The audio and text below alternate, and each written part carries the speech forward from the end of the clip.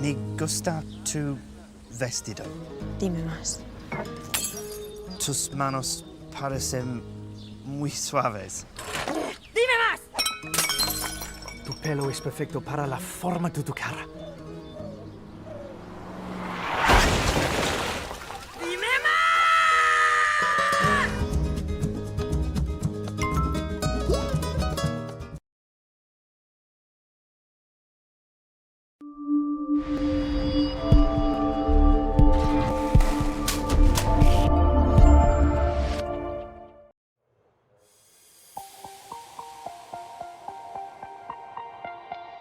11 races down and 1 remain in the 2023 Area Cup Series regular season.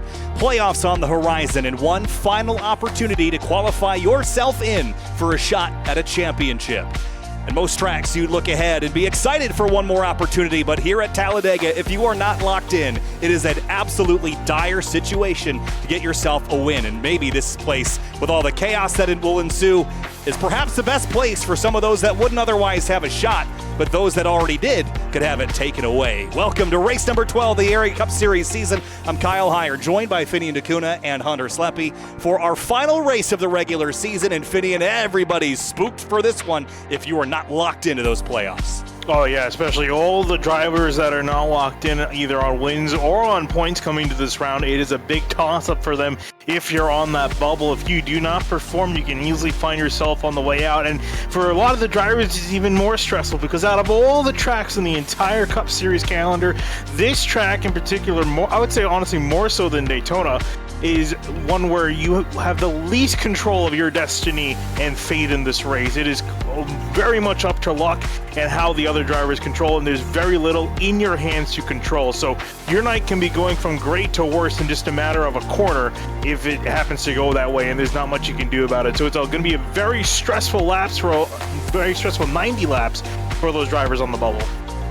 Also takes a little bit of skill to hold a pretty wheel when you're going 3 wide, about 200 miles an hour through the corner, and you got guys inside, outside, pushing, checking up in front of you. It's a lot of characteristics heading into Talladega, and you see the playoff picture right there. So we do have 6 different winners locked in. Skyoli at the top of that list. Seth Knoll, the Daytona win. Hartz, Kern, JT Poole, and Cedric Hunter are locked in on points, and then it gets to Doug Newbigging and Greg Mitchell, where they're on the inside of the playoff picture, but it could change by the end of the night because even though you don't see him inside the rest of the cutoff, Cameron Hearn does have a win on the season, but he's not in the top 20 in points. So what he's got to do, he's got to get inside the top 20 in points tonight, whether that be from other drivers wrecking out and him avoiding it or getting a second win like Ricky Springer did a season ago. He entered outside the top 20 in points. That got the second win at Talladega and propelled him into a playoff push. So it could happen again to Cameron Hearn, but could see a different face in victory lane tonight, Kyle.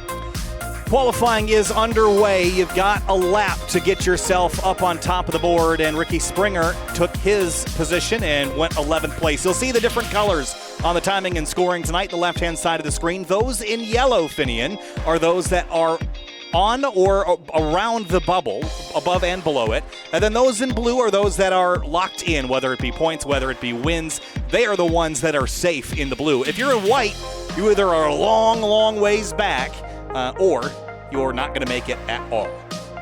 Yeah, and again, and we talk about, the super speedway tracks really being the grand equalizer. So when you're talking about, we're talking about the guys that are on the bubble, but for the guys not on the bubble, but still inside the top 20, they have a chance. If they get a win, they can find themselves taking those final few playoff spots. So that could also definitely be up for grabs. So that's what a lot of these other guys are also racing for. They're not just looking out there for good points today. They're looking to home to get this win.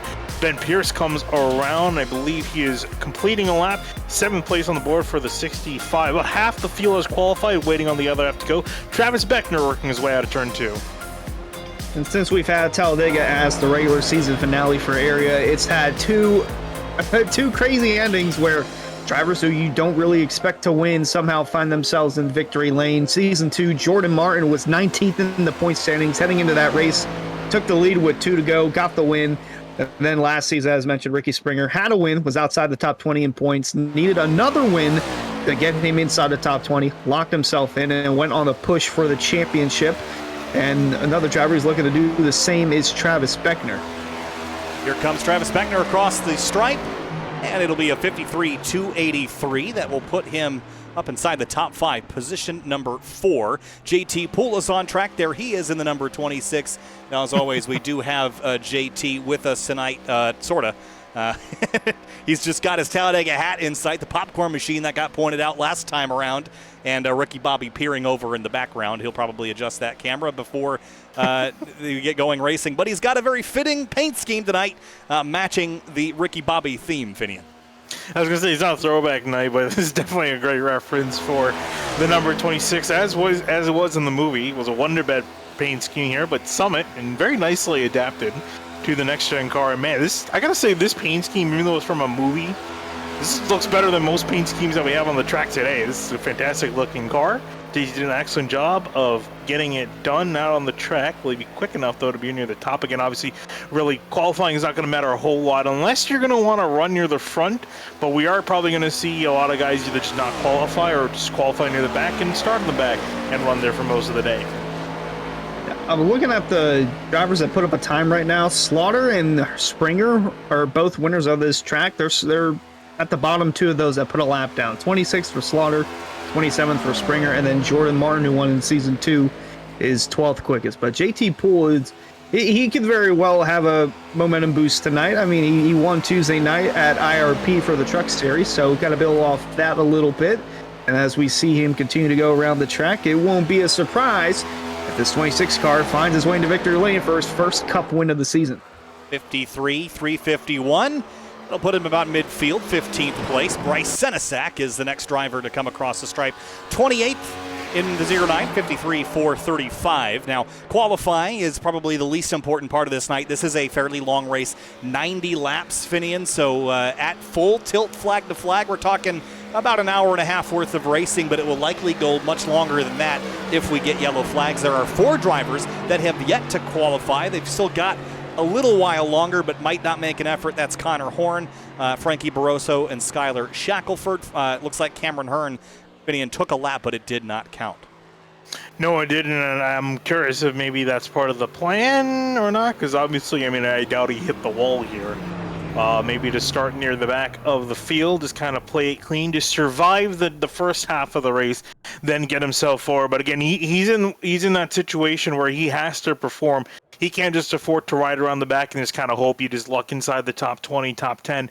He's going to have to be running there very quickly by the end. And again, he's going to be competing with a lot of other drivers, a lot of guys on the bubble, and a lot of guys outside the bubble in the top 20. They're all going to be shooting for a win, points be damned.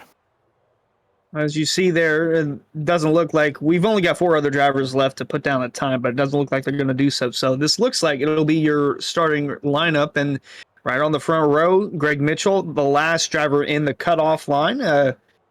Looks like pole position will be for him. And then Chris Rabel, another driver to keep an eye on. He is 19th in the point standings right now. So if he does win and lock himself in, and that would actually put Greg Mitchell out in the 2. So a lot of moving parts here.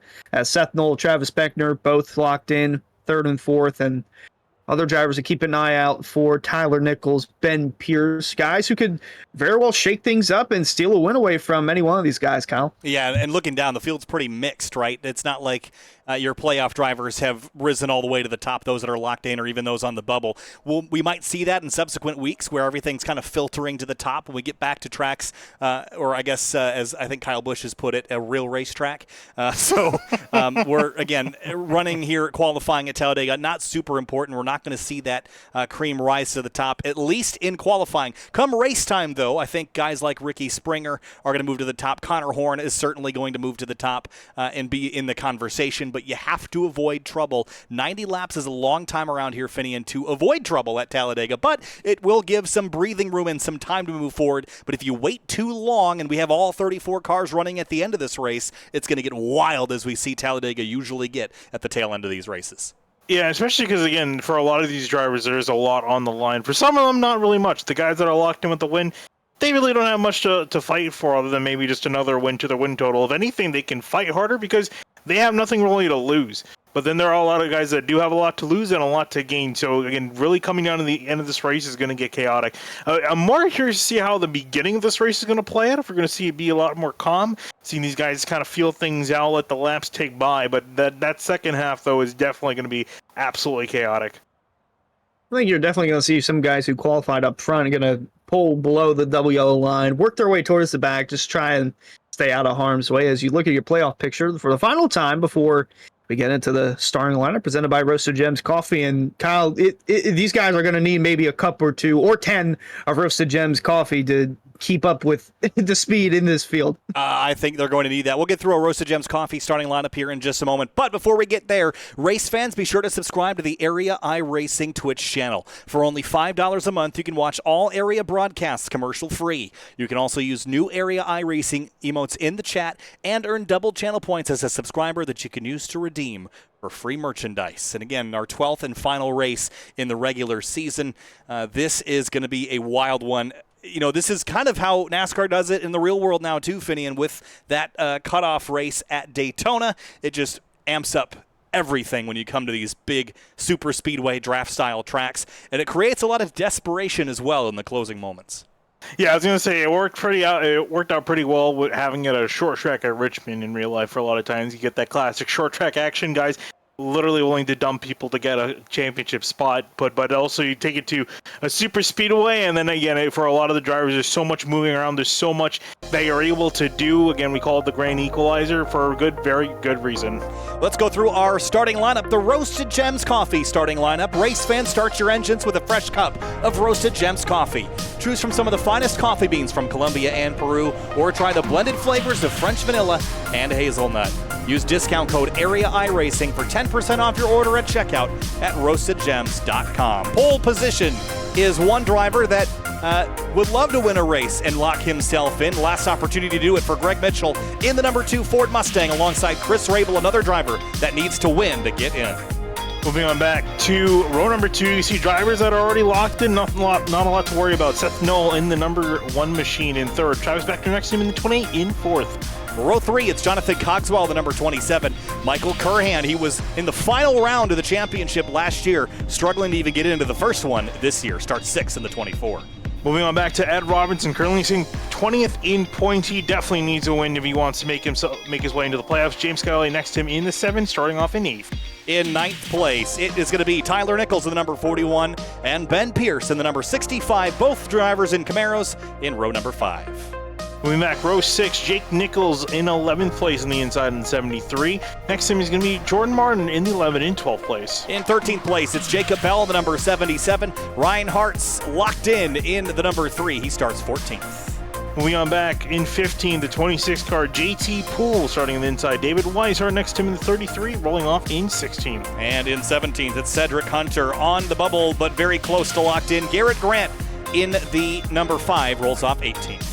Moving on back to 19th, Douglas Newbegin in the 71 is going to be rolling off next to Ryan Swan in the 67, rounding out your top 20. In 21st place, it's Michael Sturgill in the number 17. Rafe Slate on the outside looking in from 22nd. In 23rd, it's going to be Brandon Six in the 66 car. Next to him, Jeremy Miller, definitely a driver to watch on these plate tracks. Going to be rolling off P24 in the 30 car. 31st place, it's going to be, 25th place, it's Dwayne Culberson in the number 81, and Delonte Ballard rolls off 26th in the number 21 car. Back in 27, Nick Silver is going to be rolling off in the 46. Next to Bryce Senezak in the 09 and 28th. Brad Slaughter Jr. is back with us this week in 29th place in the number 83. And Ricky Springer locked in safely. Starts 30th tonight. Maybe a different strategy for him, Fidian. Yeah, definitely some big names near the back here. Connor Horn in the 42 locked in, rolling off on 31st. Next to him, 32nd place, Cameron Hearn, a lot resting on his shoulders for his fate tonight. Rolling off in 32nd in the 4 car. 33rd place, it's Skylar Shackelford in the number 88, and rounding out the field is going to be 34th place, Frankie Barroso, not locked in, but on the bubble and in conversation to win. All right, Hunter Slappy, who you got? Who's your pick to win this race? There's a lot to pick from. I know it's chaotic, but let's see if we can nail down some favorites here. Well, this pick of mine, he's won here before, not only in the Truck Series, but he's also won in the Pro Series. yet to win in the Cup Series, and that driver is Ryan Swan. And just based off that, he's going off the list one by one. I'm going to go with Ryan Swan for the win. Finian, who you got? Yeah, I'm going to pick Ricky Springer. I know he's starting from 30th place, but I think he can get it done all the way from back there. It's a long race to go, and he's definitely showing he has the skill to get it done.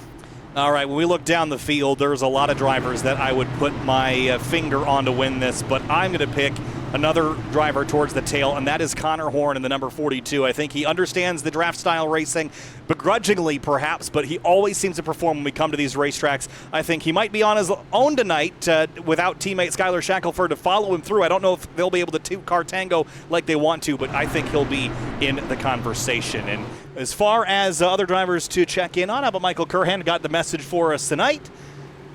If we're here, then who's running the broadcast? Kyle's doing all sorts of stuff. All right, field rolls through the trioval, and the obligatory, the start-finish line isn't here. It's all the way down here at the exit of the trioval. That gives you all that extra time to do battle on the final lap. 34 cars in race 12 of the season. Next week, it's the playoffs, but today we eliminate some championship contenders. Green flag flies, and we're racing at Talladega.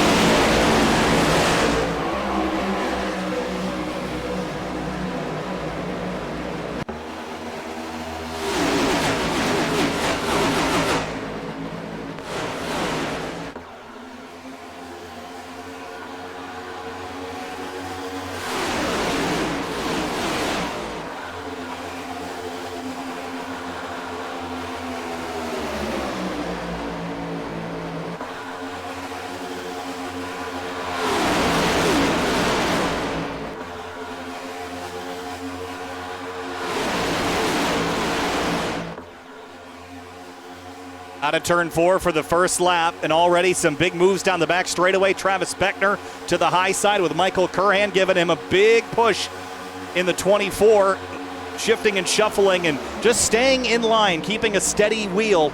As you mentioned earlier, Finian, it is a challenge. Look at this mess into turn 1. The 73's bailing out. We're 3 wide.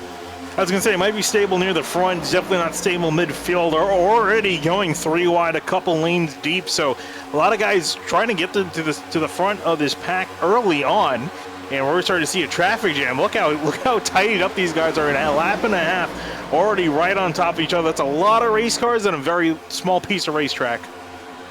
Well, they make it work somehow as you see the 3 wide madness going on and different drivers that we're looking at throughout the field, but it's that car in the middle gonna pull through, but 3 wide all over the place. Travis Beckner gonna come through, try and lead this lap.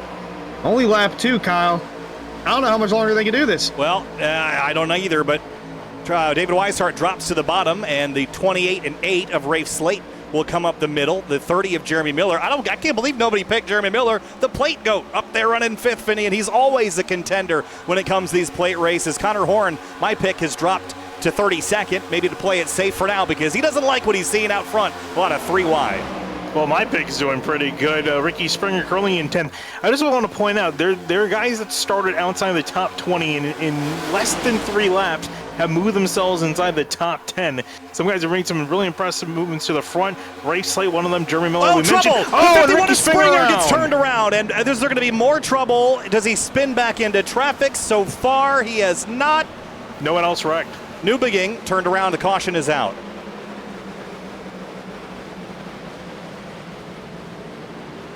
Wow. Well, they made it about 3 laps before threading the needle and threaded it too much, but early yellow, not too many drivers involved, although one of them was Ricky Springer. Take a look at the Simrat Market replay. Yeah, this is coming through turn 3 and 4, Finian, and I think I saw it. He was at the 29 or the 2 that was first sideways. Right there, gets hooked off Delonte Ballard, and he gets turned across the road. That's where Springer comes from, and you see Newbegin in the background there. Yeah, Newbegin got into the wall. He had a little bit of help from Brandon Six to turn him around when everyone was checking up and just trying to figure out which way to go. And this is coming off of turn 4. You see right there, Ballard get a little bit low, clips Mitchell, and then around goes Ricky Springer. Gotta say, everyone did a fantastic job avoiding Springer and just avoiding themselves. I mean, with Newbegin being the only other casualty in this wreck, that's pretty good wreck avoidance from everyone else. Yeah, the Newbegin did get the outside wall there, Hunter, but it doesn't look super bad. Let's see how he gets tangled up in this. He was behind Barroso and ahead of Brennan Six. Didn't have great sight lines on this. And I think the 66 is just going to tag him in the rear there and send him around. But one driver I do want to ride on board with, Hunter, is the 27 of Cogswell. We know he's gotten through a lot of wrecks in the past. Here's his on board.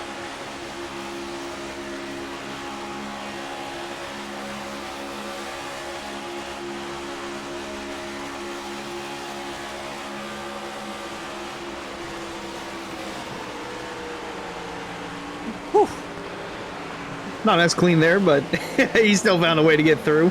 But yeah, that damage to Newbegin, although minimal, it's not going to help the car in the slightest. He did enter as the highest driver in points, 11th, without a guaranteed spot in the championship. As you see all the swerving in and out on pit road, this just splash and go, or is anyone going to change their tires?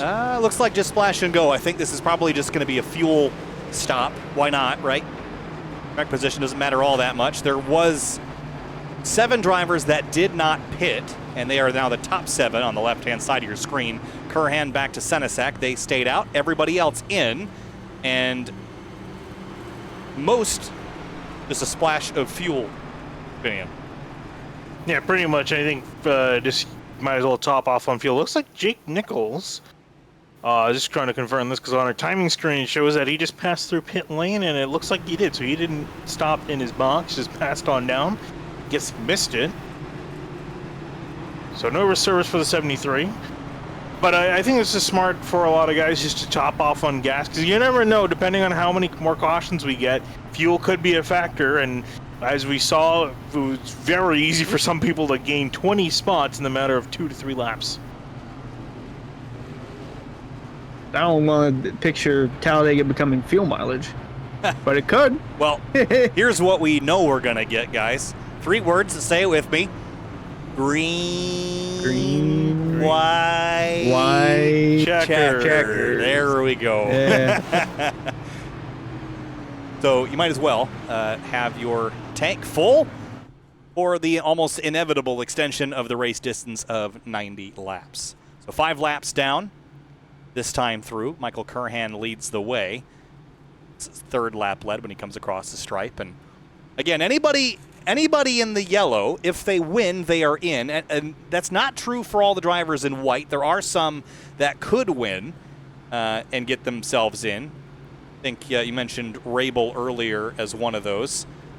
But anyone outside the top 20, a win does not lock you in because you have to be in the top 20 to be considered for that. So anyone in the blue already is locked, whether it be points or wins. The yellow, a win would, or they can point their way in, and then if you're in the white, you need to win, but doesn't necessarily guarantee it. That makes sense. Yeah. No. Square is a rectangle. Rectangle is not a square. Pretty much. You basically need to be inside the top 20 and get that win, which is, again, that's really the big concern with Cameron Earn. Already has that win, but is 25th in the points. I believe he's about 18 points back from P20. So he's not really going to know how everything shakes up until really after the race, depending on where his competitors finish and if he scored enough points over them to get inside that top 20. Looking at JT Poole, currently sitting in 19th, a few spots back from where he started. At first the camera was too high, now it's too low. I can't quite get it right. Someone needs to sell that man a C-clamp or something. It looks like Ricky's got his roommate back. Oh, he's gone. The race strategist right there. And here's a driver we haven't had in a long time on camera. That is driver of the number 83, Brad Slaughter Jr. Hey, there's he's watching, I guess. Got one eye on the track, one eye on us. I was going to say, he looks super serious under caution. Well, fun fact about this, Brad Slaughter just recently got glasses, so he's experiencing what it feels like to be in 20/20 vision for the first time. Could not see too good out of the left eye, so now you can see both left and right, and you're going to need it, especially for a place like Talladega. Well, at least you can see the finish line and see the walls and see everyone around you. Otherwise, it's a bad time. But Brad Slaughter Jr. starting 29th tonight, back in 30th at the moment, but going forward almost certainly. There's a lot of cars that are single file back here, guys. I was about to say, what's the deal with this? Looks like a lot of guys came back in to top off on gas. And with that, they will line up double file again for anyone that didn't come back in. Everyone else behind those single filed out, and we'll get back underway on lap number 7. Kurhan takes them back green at Talladega.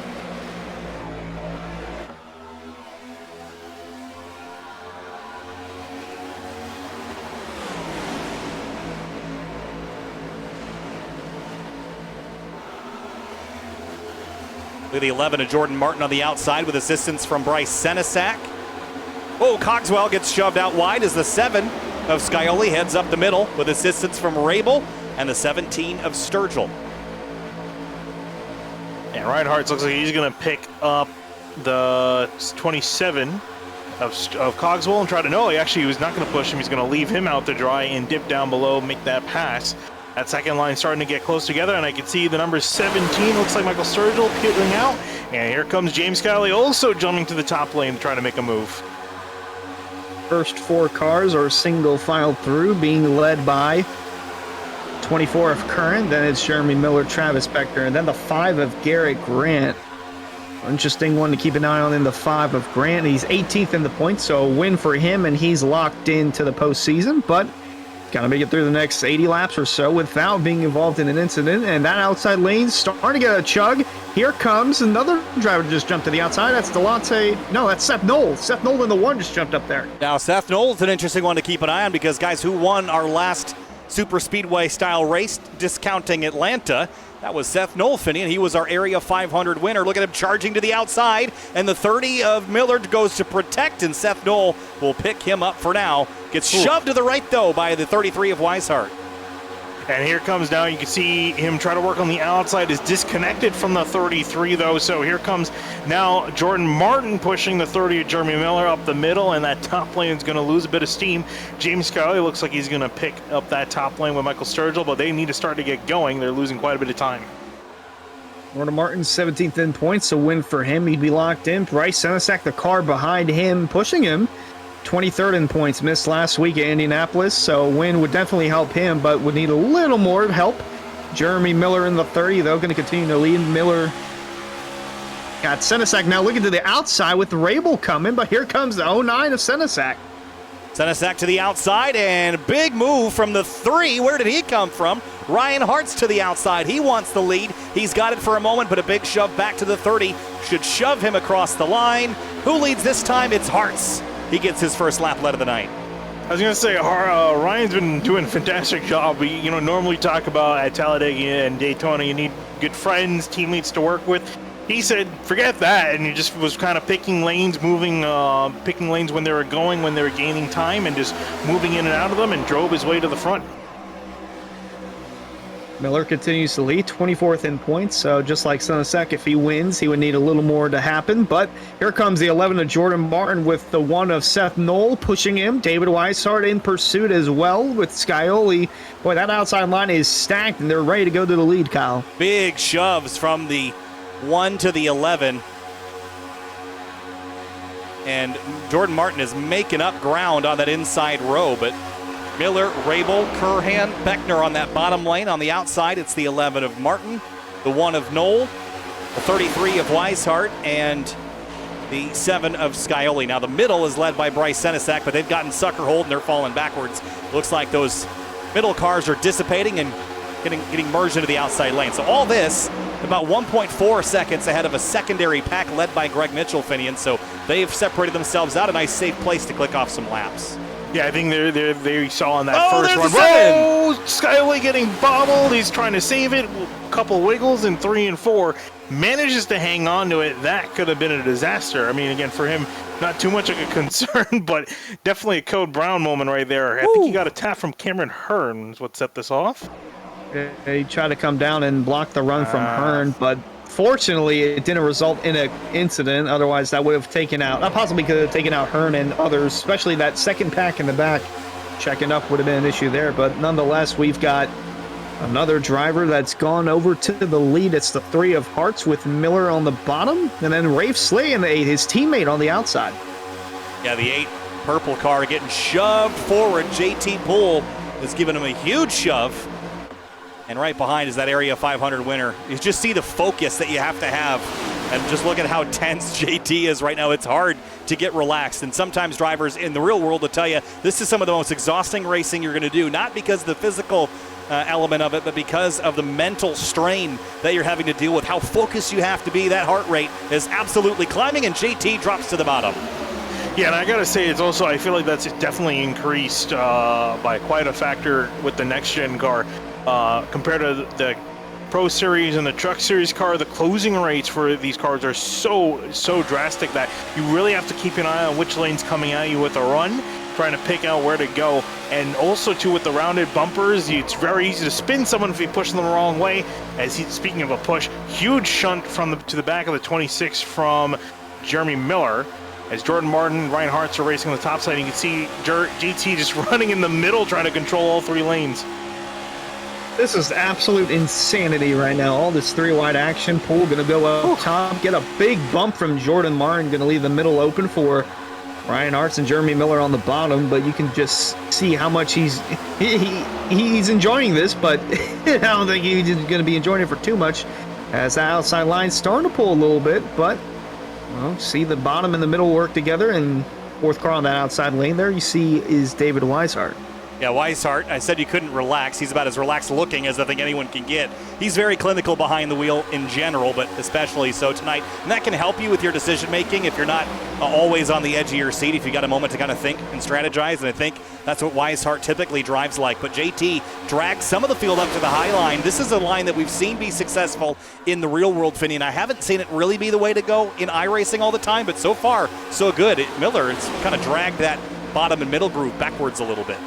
Yeah, from what I've seen in practice, that outside lane really can work if you get some good guys up there and get themselves hooked up. But as I say that, Ryan Hart, he's trying to prove me wrong and trying to drive to the front. He's got Ray Slayton behind him, giving him a bit of a shove, as well as 77 of Jacob Bell. Solid raw performance, trying to get back up to the front. The 8 and the 3 teammates working together. Just see the field roar on by down the backstretch.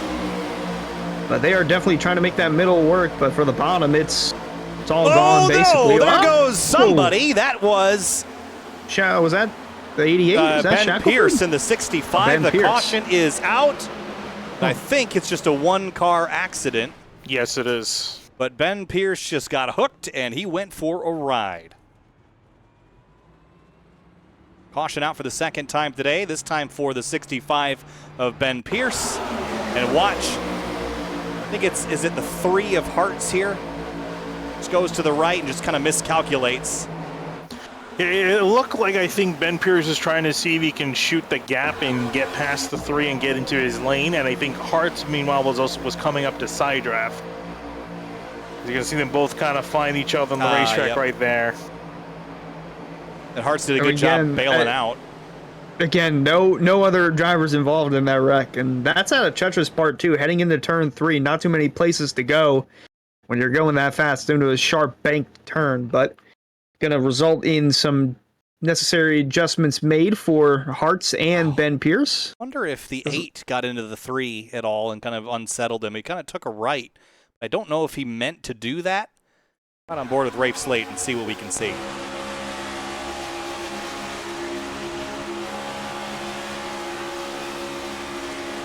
Right? No, they weren't fully making contact. Wild moment, though, for the 65. Got it mowed down, and we'll sit back in position number 34. Every car still lead lap, and every car still running, as this time the entire field will hit pit lane, Finian.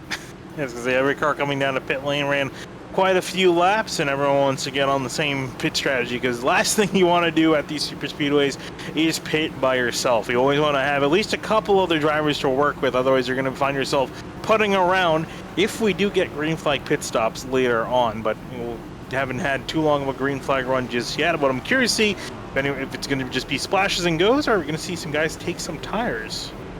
Well, if you're going to take tires, you better hope to not have the pit crew of the 20 car, Christopher Bell. You don't want that happening, because then you'll lose 7, 8, 9 positions on track.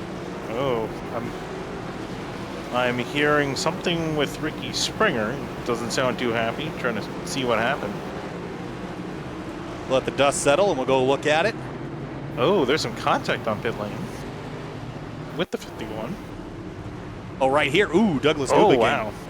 Gets him turned around.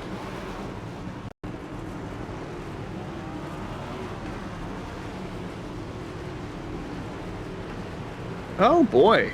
So this is an interesting one for me, guys. Again, in road racing, that inside lane is the transitional lane, so that is you don't have the right of way there. Yes.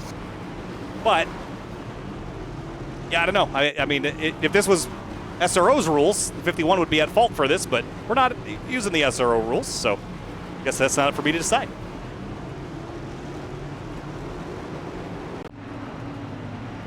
I don't know. Actually, know if NASCAR doesn't really enforce that. I don't think. No, they don't. I know, like some other series have. Really, for some other series, it's actually up to the pit crew to release the driver safely in traffic. Obviously, that's not possible here. Well, I mean, it could be if they've got a spotter working with them. Some of them might, but again, it's one of those things. I think in stock car racing is not so much a solid rule as it is a gentlemanly respect. Just release the guy and hope for the best. Yeah, and I think with the problem is without an enforced rule, you end up with scenarios where both guys are blaming each other and neither is right. So that's kind of a lot of oval racing in general, but that's one of those scenarios. But JT Poole leads the way as we make our way through lap number 17 here in the last round of the regular season before we head into the playoffs for the Area Cup Series. Race fans, be sure to visit simwrapmarket.com for custom iRacing paint scheme templates that are simple to use and help you stay more focused on the racetrack. The 1 to green here, Hunter, and so far we've had a couple lucky incidents where the drivers that got turned around weren't completely put out of the race, and everyone's still running on the lead lap and in good shape, actually. So does this create more tension as we get later in this race where there's more cars running? I think it creates a little bit more tension now because we're not typically used to seeing these early cautions, and with how close it's been to having been just a 2-car wreck to a 10-car wreck or a 15-car wreck, pretty sure these guys are going to want to take it a little bit easier when they're bump drafting and when they're trying to clear one another, because that seems to be where the issue's coming from, especially this early on. We're not even a quarter of the way through the race, but there's still time to clean it up towards the end of this one. Looking forward to how this restart shall go. So field racked up and stacked up. Any favorites that we've seen emerge so far? This 26 is looking pretty strong here early. The 7 in pretty good position. The 29 and 17 have moved forward. Finian, who's got your eye?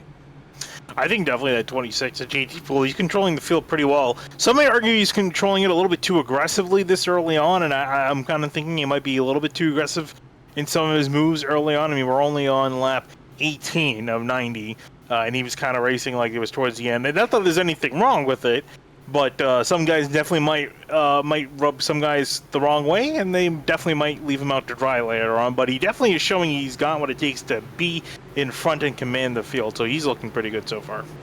He's just driving like the guy right behind him. That's how Ricky Bobby drove.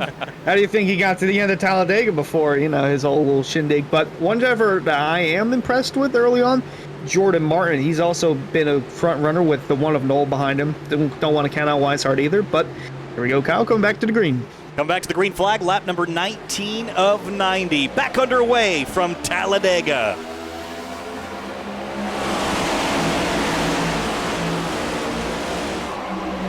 Ooh, the 1 sneaks to the inside of Jordan Martin. And a big push from that inside lane. Sturgill and Scioli surging forward with the Area 500 winner Seth Knoll in tow. On the outside, it's the 27 of Cogswell all on his own. Now Scioli brings his line back up to merge. Yeah, it's always that shortest way around, really helps out a lot when you're getting back up to speed. And GT Bull relegated back to 6th place at the moment. Seth Knoll leading that bottom lane with Jeremy Miller behind. James Scott up top with Sturgill pushing him. And here comes Pulley starting to get back a little bit, at least towards that outside lane, but that inside lane is really starting to take off. Didn't even make it to the backstretch before they started going 3 wide. And there's a guy who's looking to just stay out of trouble, Ricky Springer. Safe on that bottom line, but been involved in a couple of incidents on track and on pit road. Just buying his time here and trying to get that bottom going with the 46 of Nick Silver. Yeah, the bottom's the safe place to be because you have a place to go. You have a place to bail, right? The outside lane, you can get stuck and smashed into the outside wall when things don't go right. Seeing Connor Horn in the bottom lane there as well, the blue, black, and red car on the inside, about 5 cars back.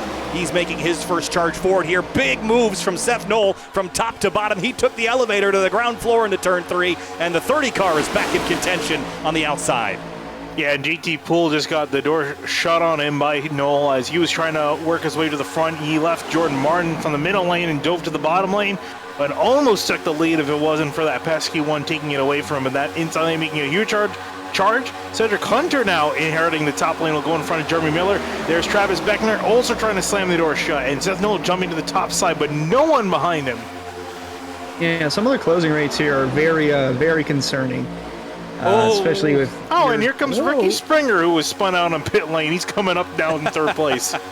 Found determined to make it back to the front one way or the other. And he's got a massive run. And the top 2 disconnected.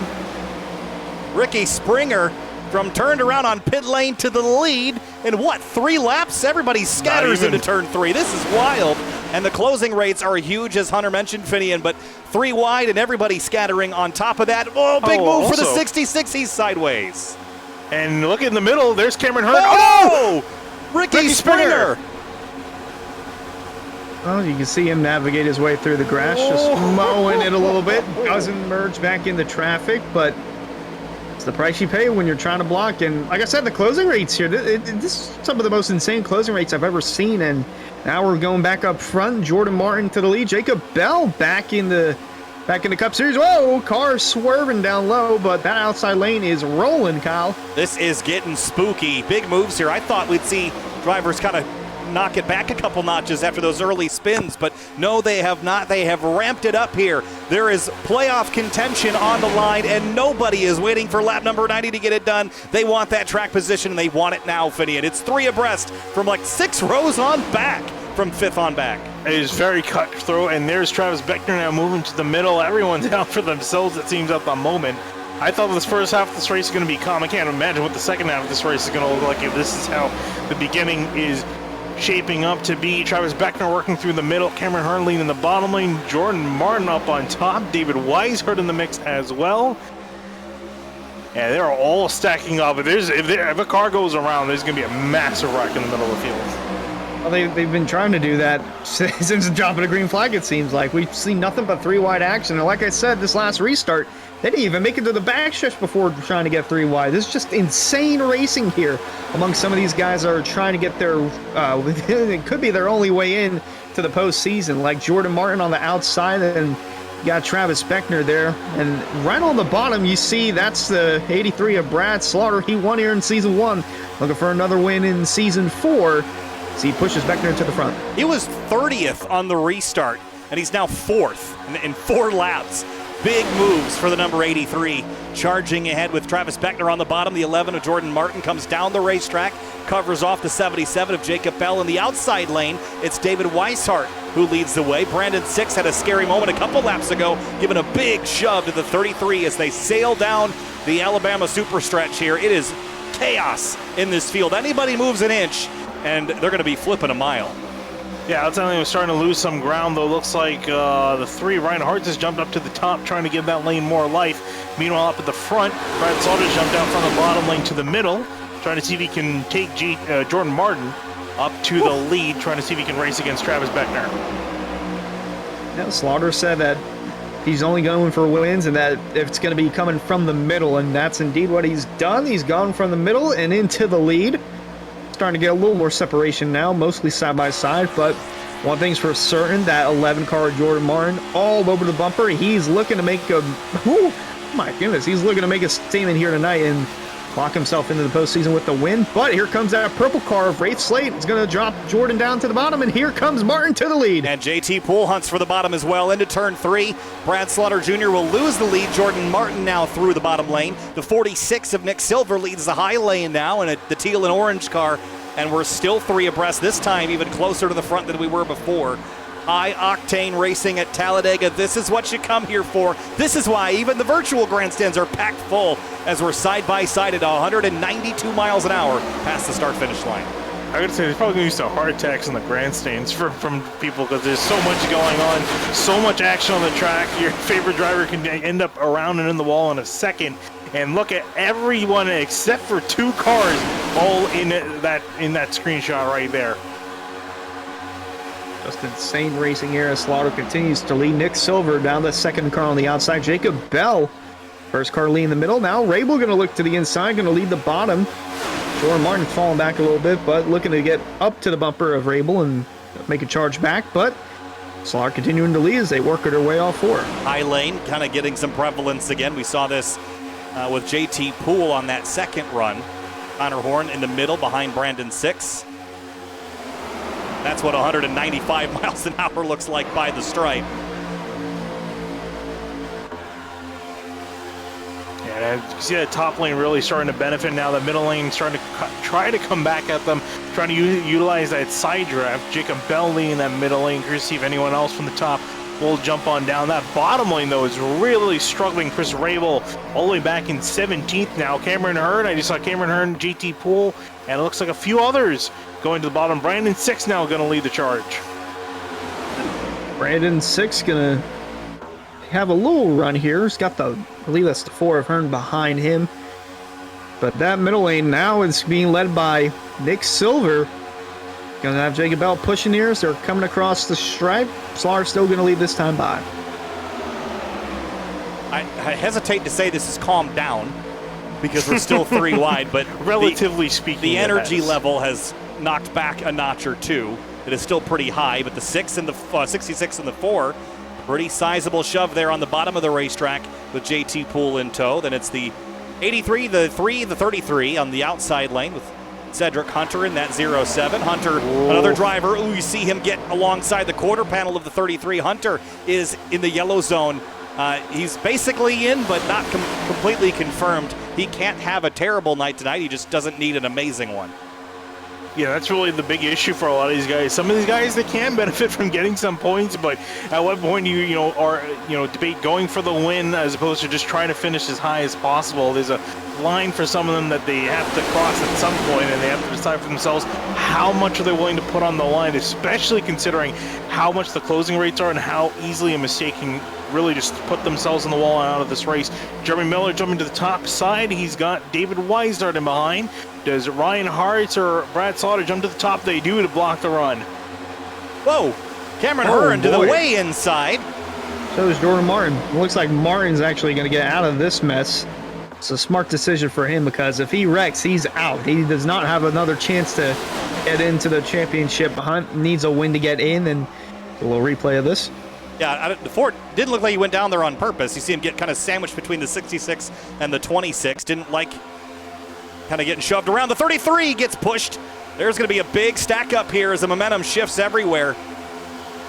Look out, everybody. This is tense moments here. Yeah, and things happen so quickly as well. So if you don't react quick enough, that'll be the end of it. So these guys are all very much on edge, and you can definitely imagine how easy it is for these guys to get tired and exhausted over the course. And guys, we're only a third of the way through this race. We still have 2/3, 60 laps left to go. Oh, and there's Brandon 6 there flirting with that double yellow line, but looking back, and like you mentioned, Finney, you're going to have quick reaction times if you're going to want to make it to the end. Like we saw there in that replay, Jordan Martin was a few cars behind Cameron Hearn, but when he saw him pull low, he immediately ducked low and then just decided to go to the back. And Now he's just buying his time as we ride on board with Jeremy Miller, the race leader. Whoa, contact close with Slaughter and Silver. Silver going to go to the bottom, Slaughter now to the bumper of Miller. Yeah, now if the 30 and the 42 get hooked up, that could be a pretty dangerous combination. Jeremy's having to be pretty aggressive to defend right now, but put the 42 behind him, and they'll work together pretty nicely, I think. But they're in completely opposite lanes. The 30's been very aggressive. The 42's been a little bit less, but now to the middle goes Connor Horn, and up into second place for now. Connor's locked in. He can be aggressive. His teammate in the 30 cannot. But well, I guess maybe he should be, because he's not going to point his way in, will the 30. So win or bust, I suppose. Here comes the 3 of Hearts up the middle. Hearts trying to see if he can make some noise. Nick Silver losing a lot of ground. No one behind him on the inside, so that lane's going to check up a little bit to the middle lane, working well at the moment. And there is Connor Horn jumping to the outside, trying to see if he can usurp the position from Ryan Arts and JT Poole, as both of them come up the block, as the 42 and the 30 finally team up for the first time. I think they found each other this race. Now can they do anything to get past the 26 and the 30? Oh, risky blocks there and bumps from Poole and Hearts as they continue to lead the outside lane. I think that's what they were trying to go for. Just bring the top back to the way it used to be earlier in the race, where it's just the middle and the bottom fading and the outside was thriving. And now Slaughter's going to jump down to the middle and toss his hat into the ring for the battle for the lead. Yeah, so the 42 and 30 getting hooked up was something I thought they were going to do. You see the 83 has to bail. Where does he go now? Sucker hold. Yeah, I was going to say the sucker hole comes and goes. It's not completely in the middle. Five wide for a moment. They somehow got through it. I don't think I've seen that ever work successfully at Talladega. Watch this.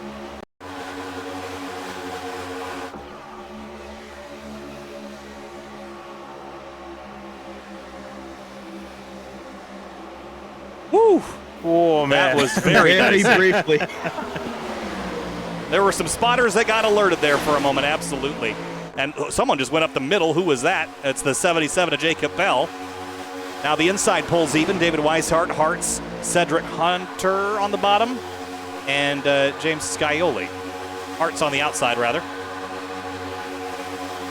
Yeah, Scioli's been a little bit quiet for most of this run. He's now finally found himself up near the front again.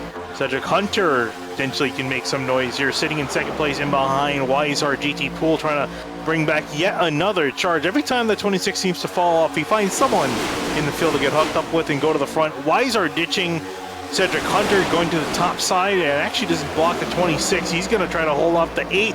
Wow, a massive bump from the 8 to the 33 up on top.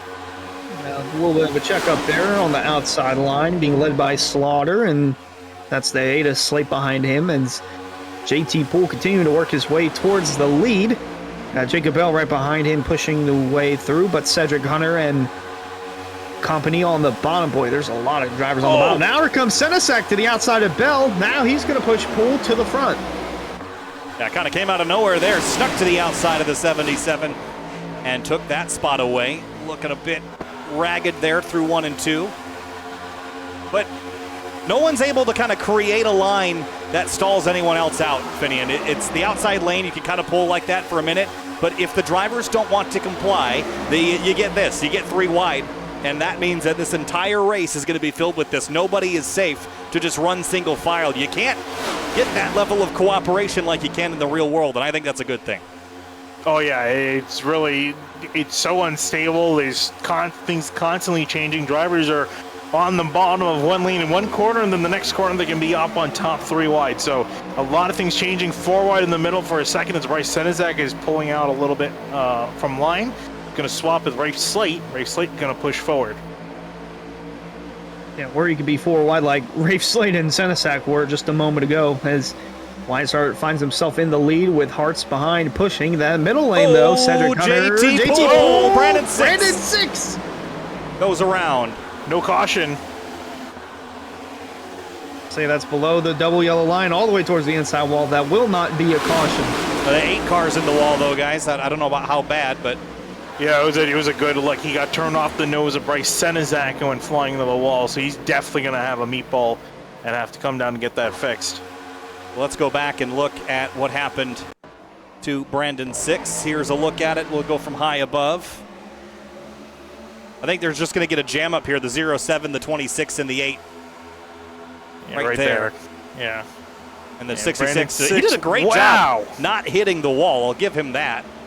But then the 12, or the 8 car, rather, not so lucky. Oh, he had help from Senesac in the 09, and not much Senesac could do as they were all checking up in that middle. On board now with Travis Beckner. Whoa, Look at that piece of fender go tumbling over guys, the 09. something else happened on the front straightaway. James Scioli and a couple other cars very slow by the start-finish line. They finally got up to speed. Oh, yeah, we had another accident while we were watching the replays here. Oh, wow. 7 off the nose of the 17 of Sturgill, I think. No, the 28 of Beckner. Oh, got him loose, and he went flying to the 17. Oh, man, a big lick for the 17 of Sturgill. Scioli, though, was fortunate and able to avoid any impact. Well, they're back up That's huge running together. We'll see, Hunter, if they get that sorted out. That's huge for both Sturgill and 6. Sturgill 13th in points, 6th, 14th in points. They're going to need something to turn their race around as we're nearing closer to halfway. But right now, that 42 car, Connor Horn, teammate Jeremy Miller, leading it for 609 Motorsports. But that outside line, Beckner and Weishart, going to try and make a push for the lead. Yeah, so that all that chaos kind of shifted things around, and it put the 42 and 30 out front. It's going to take it a minute, but look at it kind of squeezing back together again. It just doesn't take long. If the drivers want to be aggressive, the racing will be aggressive. I think that's just how it has been with this next generation car at Talladega. JT Poole back right in the middle of it after having that spooky moment a couple of laps ago, right behind Travis Beckner. That car's off the front bumper, just missing the rear bumper. Shake and bake, baby. Glad to see that he's enjoying himself there, and he's been having a really good run. To see why he's enjoying. He's also doing some dances. Shake and bake. And it has split the field up pretty significantly now. There's 14 cars in this first pack of the 9/10 behind. Michael Curhan is leading a second charge. Yeah, then you go all the way back, and it looks like Brandon 6 Douglas is going to meet up with Douglas Newbing and Ricky Springer, who lost the pack earlier. James Scioli, Michael Sturgill, trying to see if they can all form a pack of 5 to somewhat get going, and because they're about half a lap away from the rest of the leaders. Slowly making their way back towards the main pack. Going to make it one big pack in a few laps here, but you just see the field roaring by the backstretch. When they get back in this huge packet, you're going to immediately see 3 wide action. You're going to see some close quarters racing, just like we're seeing here with these 2 packs, but eventually they'll become one again, as here comes, that's the 4 of Hearn to the outside. Hearn needs a good run here to get back inside the top 20, because then with the win he had earlier in the season, he'd be locked into the postseason. Well, for those on the bubble, their worst nightmare scenario is that the 4 points his way into the top 20 but doesn't win, and someone else outside that bubble wins the race. That is the worst case scenario for drivers that are inside but just.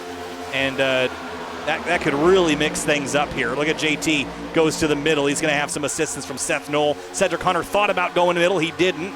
And it's a 3-car train on the outside. Weishart, Bell, and Rabel. Then it's 2 cars in the middle and a whole bunch on the bottom. Connor Horn gets the biggest shove, almost back to the lead into turn 3.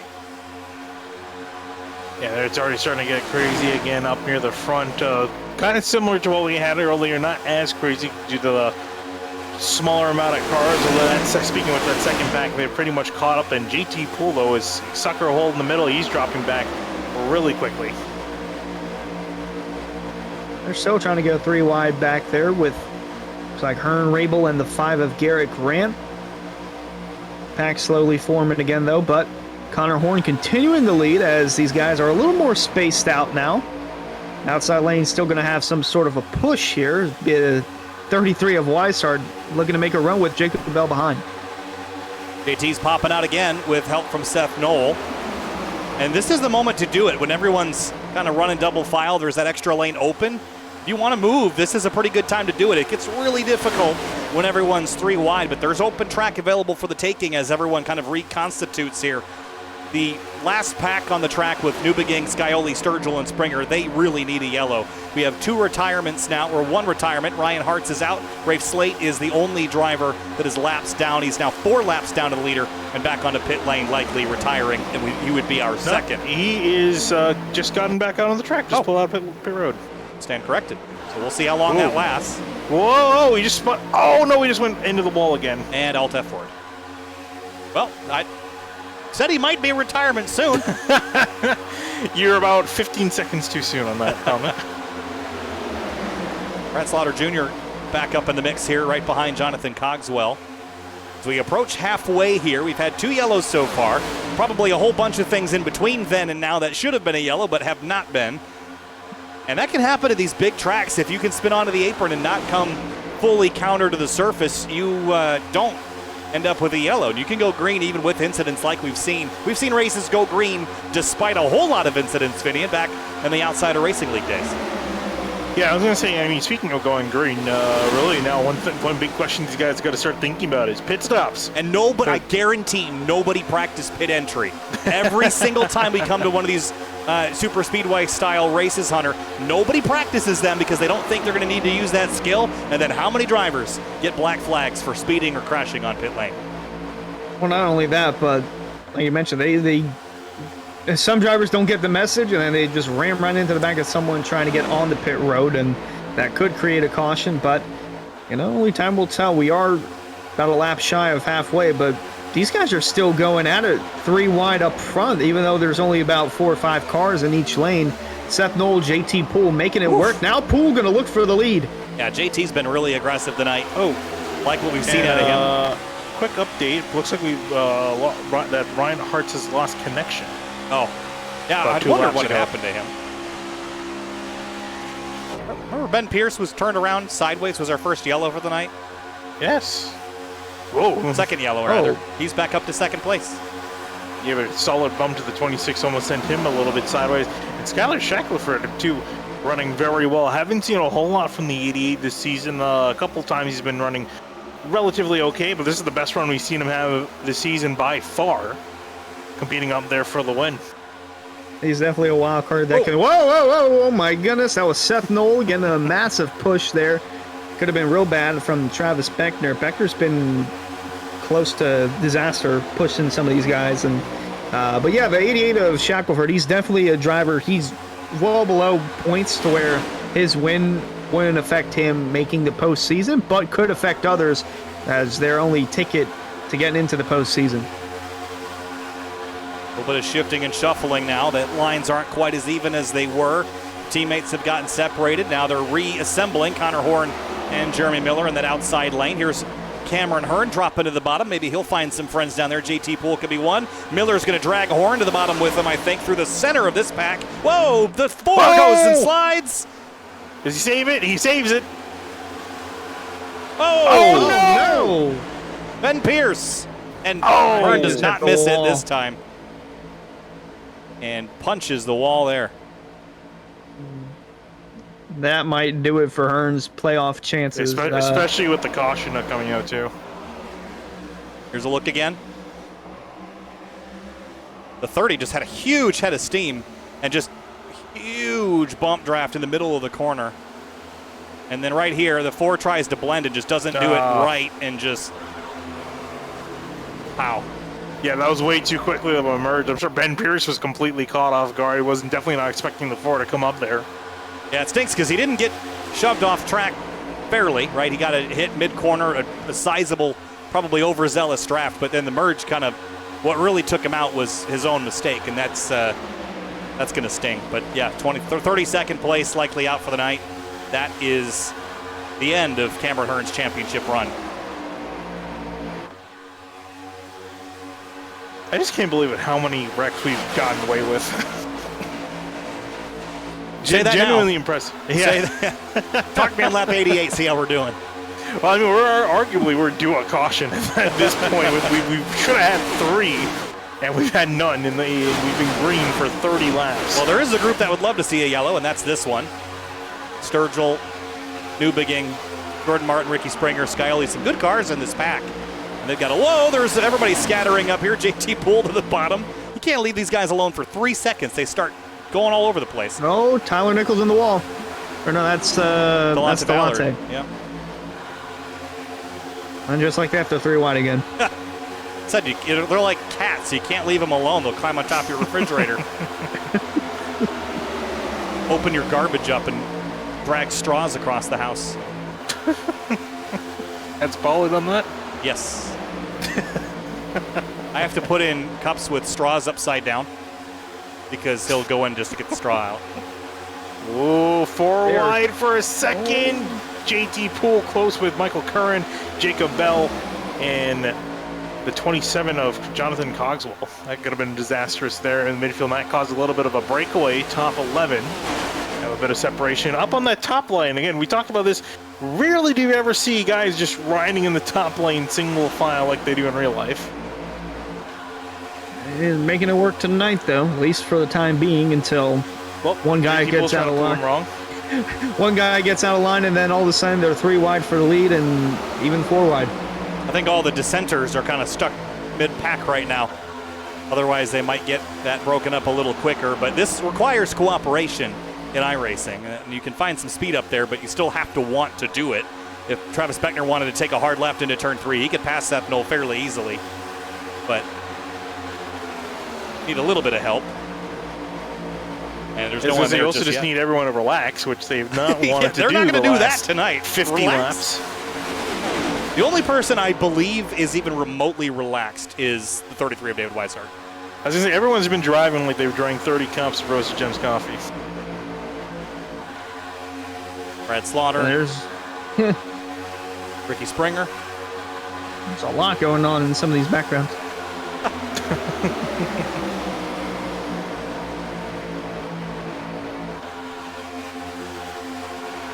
Working lap 51 of 90. And guys, this race is moving along at a pretty good clip. 33 minutes or so of racing to go if we go green to the end from here. And we're 34 laps into this stint, so when do we think about pit stops, Hunter? We have to be getting close. Gotta be within the next 5 laps. If you want to split it that way, or just be like Shackelford and split it down to the bottom. I think for a lot of you guys, I think they're probably just going to run the tank out. That's what I would do, because I think if you come a little bit early and the caution comes out, it's going to throw everything off. Plus, remember we were talking about it earlier, obviously the 3 magic words, green, white, checkered, you're definitely probably going to want to think about that and carry just a little bit of extra fuel to make sure you can make it in case something goes wrong. Yeah, we probably make it to the end from here. Well, not quite. Another 3 or 4 laps. We're good. But you're just going to want to go a little extra.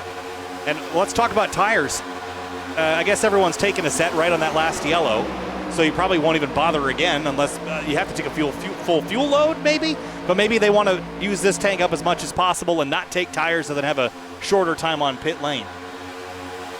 I mean, it looks like some guys didn't take tires at all. Guys at Brad Slaughter, Chris Rabel, Connor Horn, Skylar Shackelford. I'm looking at them. They've definitely not taking tires than some other guys further back. Also Jake Nichols too. Speaking of which, Jake Nichols, he's been everyone's been fighting to the death up near the front. He's not broken this inside the top 20 at all this entire run. Every time I just kind of check for how he's doing, and he's just riding in the back, single file, minding his own business on a Sunday drive. And remember what happened at Atlanta? He did basically just that, and he won.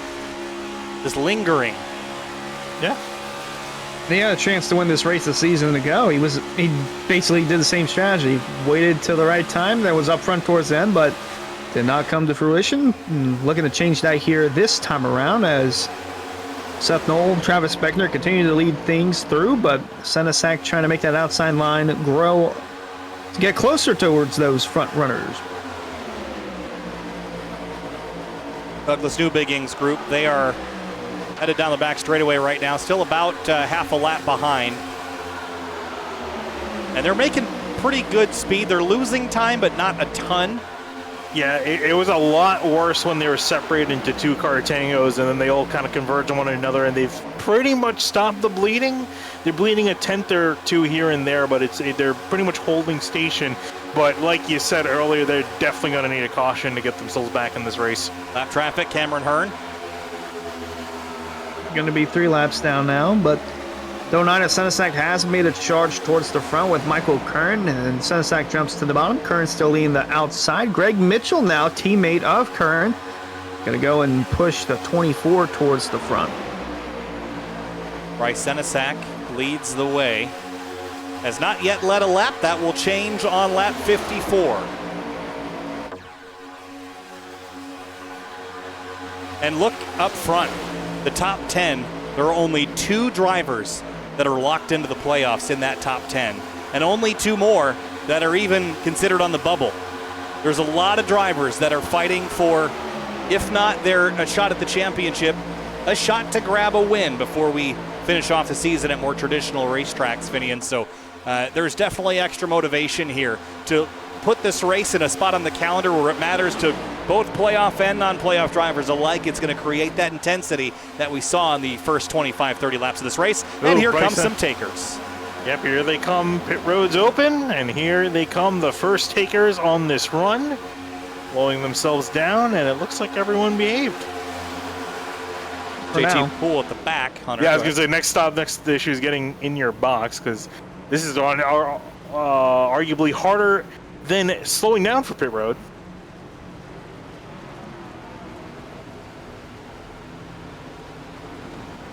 Everybody nailed it there. This is going to create that catalyst, Hunter, to drag everybody else to pit lane. Definitely so. These guys are actually going to catch the 24 and the 2. Interesting strategy here. Not sure what the plan is, but Kern, you're going to have to get back in line. Not going to be able to do so. Garrett Grant going to look low. It looks like he's going to make a pit stop along with Seth Knoll and others as they look to slow down to pit speed. And they will do just that. I thought he was going to try to pass for the lead while the door is going to get shut on him. That could have ended up ugly. Or getting picked up behind the 24 there.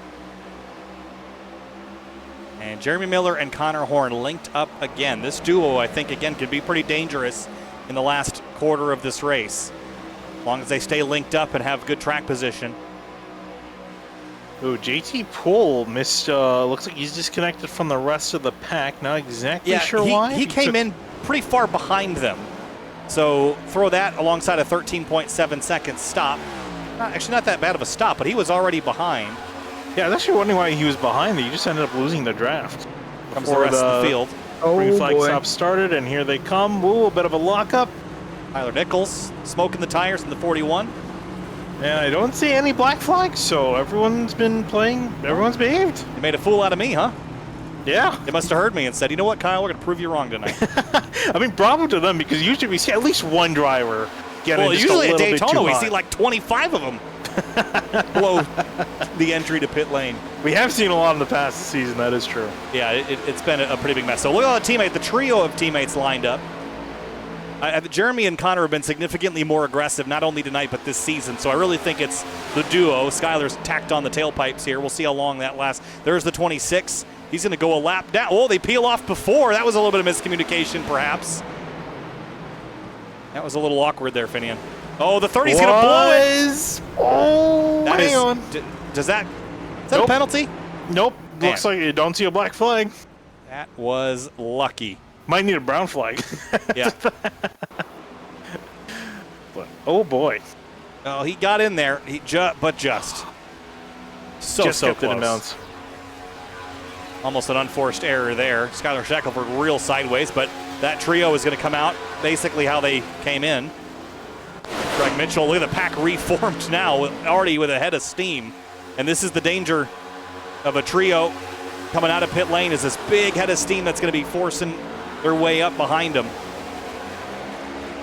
They're going to get blown by, I was going to say, and they're already disconnected too. At least Connor Horn and Miller can get somewhat hooked up, but it might not be too bad for them.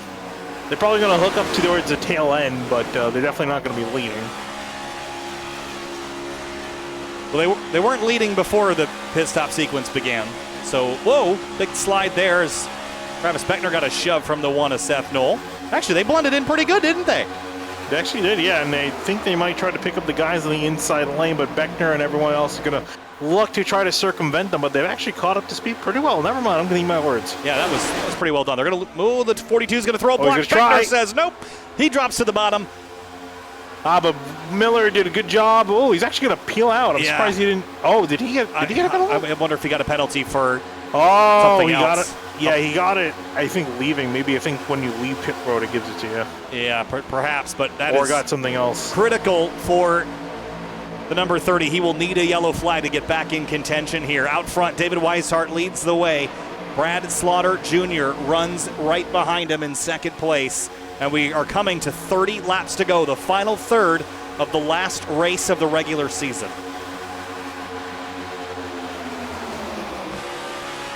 Into turn 3. Slaughter kind of playing the game here, lifting, cooling off the engine. Beckner forging away in the bottom, and Connor Horn in the middle. And Bryce Senesac wanted to join the party, but Connor Horn says no. He will drop to the bottom of the racetrack ahead of the 28 Toyota.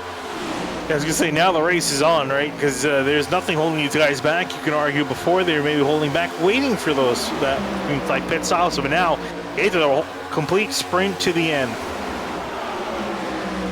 Look at this pack roaring through turn 1. Senesac, gotta imagine what's going through his mind right now. Win, and he could be potentially locked into a championship run. We look up the bumper of Weishart, who's looking to take that away from anyone else, and Slaughter really as well. Jacob Bell, top 3 could play spoiler to any of these other guys trying to win to get themselves into the postseason. And just an update for you, Hunter, the 30 pit lane violation left the lines on pit lane, just overdrove the entry, kind of went outside the boundaries right on the entry, and had to come back down pit lane to serve that penalty. He is now 47 seconds behind this main pack. That's definitely going to hurt his chances. Yeah, I was going to say he's not too far from going a lap down. Needs a yellow quick. Weishart takes the elevator to the ground floor right ahead of Connor Horn. Connor's going to give him a big shove mid-corner. We've seen that go poorly before tonight. Oh, he keeps pushing on the sides of the 33. It's getting me nervous. Getting Weishart a little nervous, too. You see him checking the mirrors there, checking the right side, having a look at where Brad Slaughter Jr. is. That middle lane gaining some speed as well. And the laps are winding down, guys, so the intensity is picking up. We have only had 2 yellows so far. And despite how green we've gone, I just don't think we're going green all the way to the end. So when does it happen? We haven't had a big one yet, and we always get a big one. I'm feeling 10 to go. I'm looking at possibly with 17 to go. Very specific. Oh, here comes the 83 on the outside, Jacob Bell. Fill that hole right behind the 83. Look at Ed Robertson, we haven't really talked about a lot tonight. Ooh, a couple guys on the outside lane getting on the wall. Nobody on the bubble in the top 10 right now as the 30 goes a lap down.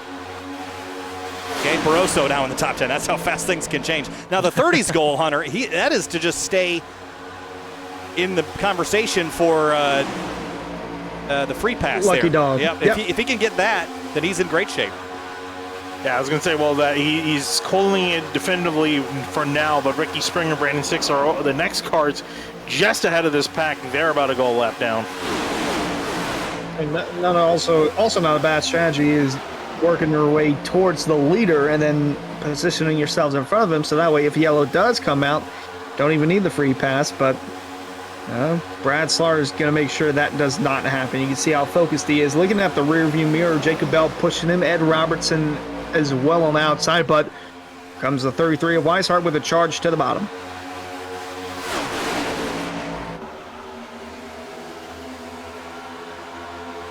One thing I'm a bit surprised with, no one's taking that middle lane at the moment. Looks to be very much 2 lanes at the moment. Meanwhile, before we saw 3 lanes being the norm.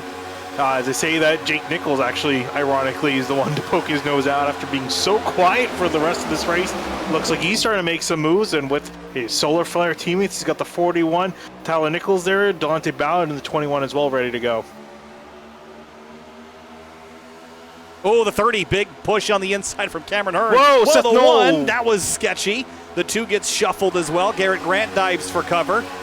But you pointed out, Finney, in those solar flare racing cars, line astern 3 wide, or 3 in tail, I should say.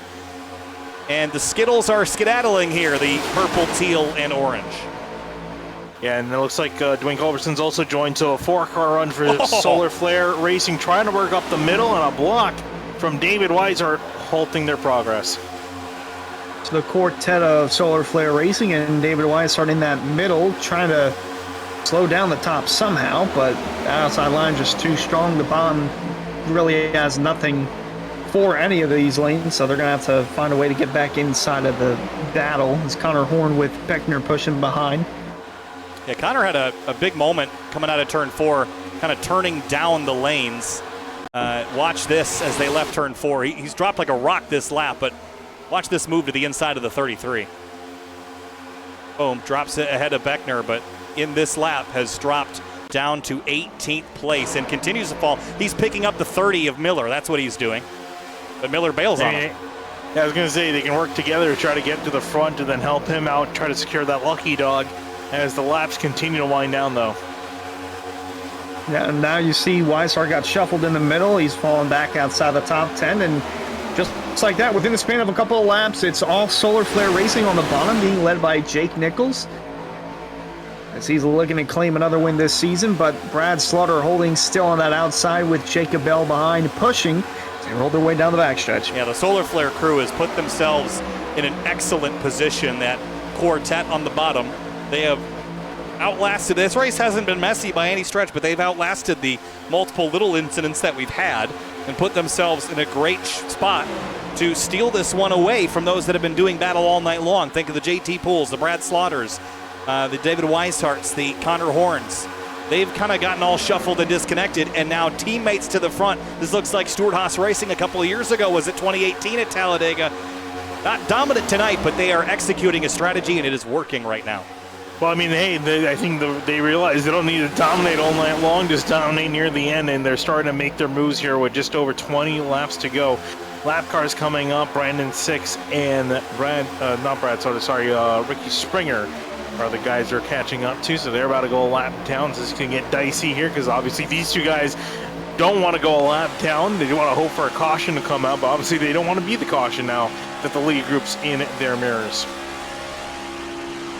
They could pull out of the way, but they're not going to do that because they still want to have a shot to win. So they're going to make them go to the outside as, boy, inside line just got a massive push because of this. So Jake Nichols to the lead. He's going to shuffle some things out. Slaughter going to have a big run now. Nichols leads outside as they encounter lap traffic. Yeah, I'm kind of surprised that Jake Nichols, he goes up to block the 83. That's interesting. And the bottom drivers are going to tuck in behind the 66 and 51. That's not what I thought would happen. The 73 throws a huge block. I don't know if that was a block or if he got ruffled up by the 83, but that was almost a crash. Surprised it wasn't a crash. It very much could have been here. Here's a look at the replay from that. Nichols saw Brad Slaughter make the lunge right there and immediately just turned the car left, almost spun himself out trying to make this happen, and also got a little bit of tap from Brad Slaughter as well, but it was worth it in the end of it because it kept Brad Slaughter in tail. But at the moment, it looks like the 73, he's stuck on the bottom. Slaughter going to come around the top. All right. Yeah, it looked like... Go ahead, Hunter. I was going to say, it looked like Nichols was trying to get down towards the lap traffic and bring his Solar Flare teammates with him, and Slaughter's move caught him off guard, but now he's got 2 lap cars pushing him through with the Solar Flare teammates behind him, and Slaughter's still to the outside, but here comes Beckner up the middle with Senesac. Ooh, see that big wiggle mid-corner for Brad Slaughter Jr. Coming to 20 laps to go, and Hunter, you predicted a yellow on lap 17 to go as the 51 bails out. Here comes the 28 of Beckner to the bottom of the racetrack. Slaughter can't defend. No, he can. Beckner is going to take the lead at the moment, although it really depends on who's going to come up behind and give the person in front a shove. Senesac in behind Slaughter. Slaughter leaves him to go with Bell, and Nichols is pushing the 28 on the bottom lane. Oh, cars in the wall on the outside. Jacob Bell, Ed Robertson, Cedric Connor, he's going to get turned in front of the field, and there they go. Crash behind him still. This should draw the yellow. There it is. And the 4 comes back up the racetrack. Oh, look at Frankie Barroso work his way through that. That was unreal. Delonte Ballard's in it. The 1 of Seth Knoll is in it. And that was just all from a stack up on the outside lane. And this is a critical moment in a reset for the race. Watch top left, the 64, the 07. And Cedric gets turned across the field, and that's what gets Noel in it. Cedric actually continues. And the 1 and the 21 are the ones that tangle to the bottom here. Don't actually hit the wall. I thought they got it. But then up the racetrack, it was the 46 of Nick Silver that got a piece of it and a few others. So let's go back a little further and see how they get involved in the fray. And I think the 12 and the 46 right there, Michael Curhan, 29 of Rabel gets a piece of it. And then the so 30. It's Hearn gets into the back of Miller, and that's what sets him spinning with the 46 of Silver. Chaotic moment, I'll say. Oh, this camera's got the best seat in the house. Sure does. Catch all of it. Whew. And David Weishart, I think, had a pretty good view of it. Let's ride on board with the number 33.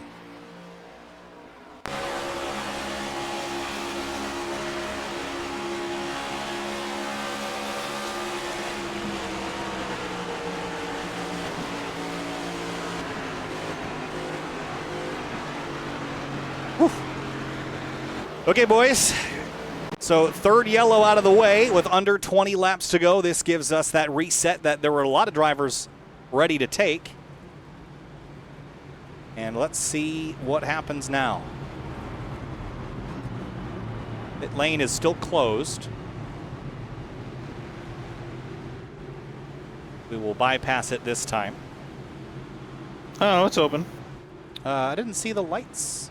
The lights were red when I saw it last, but... Shout out to the flagman for letting everyone know the yellow's still out.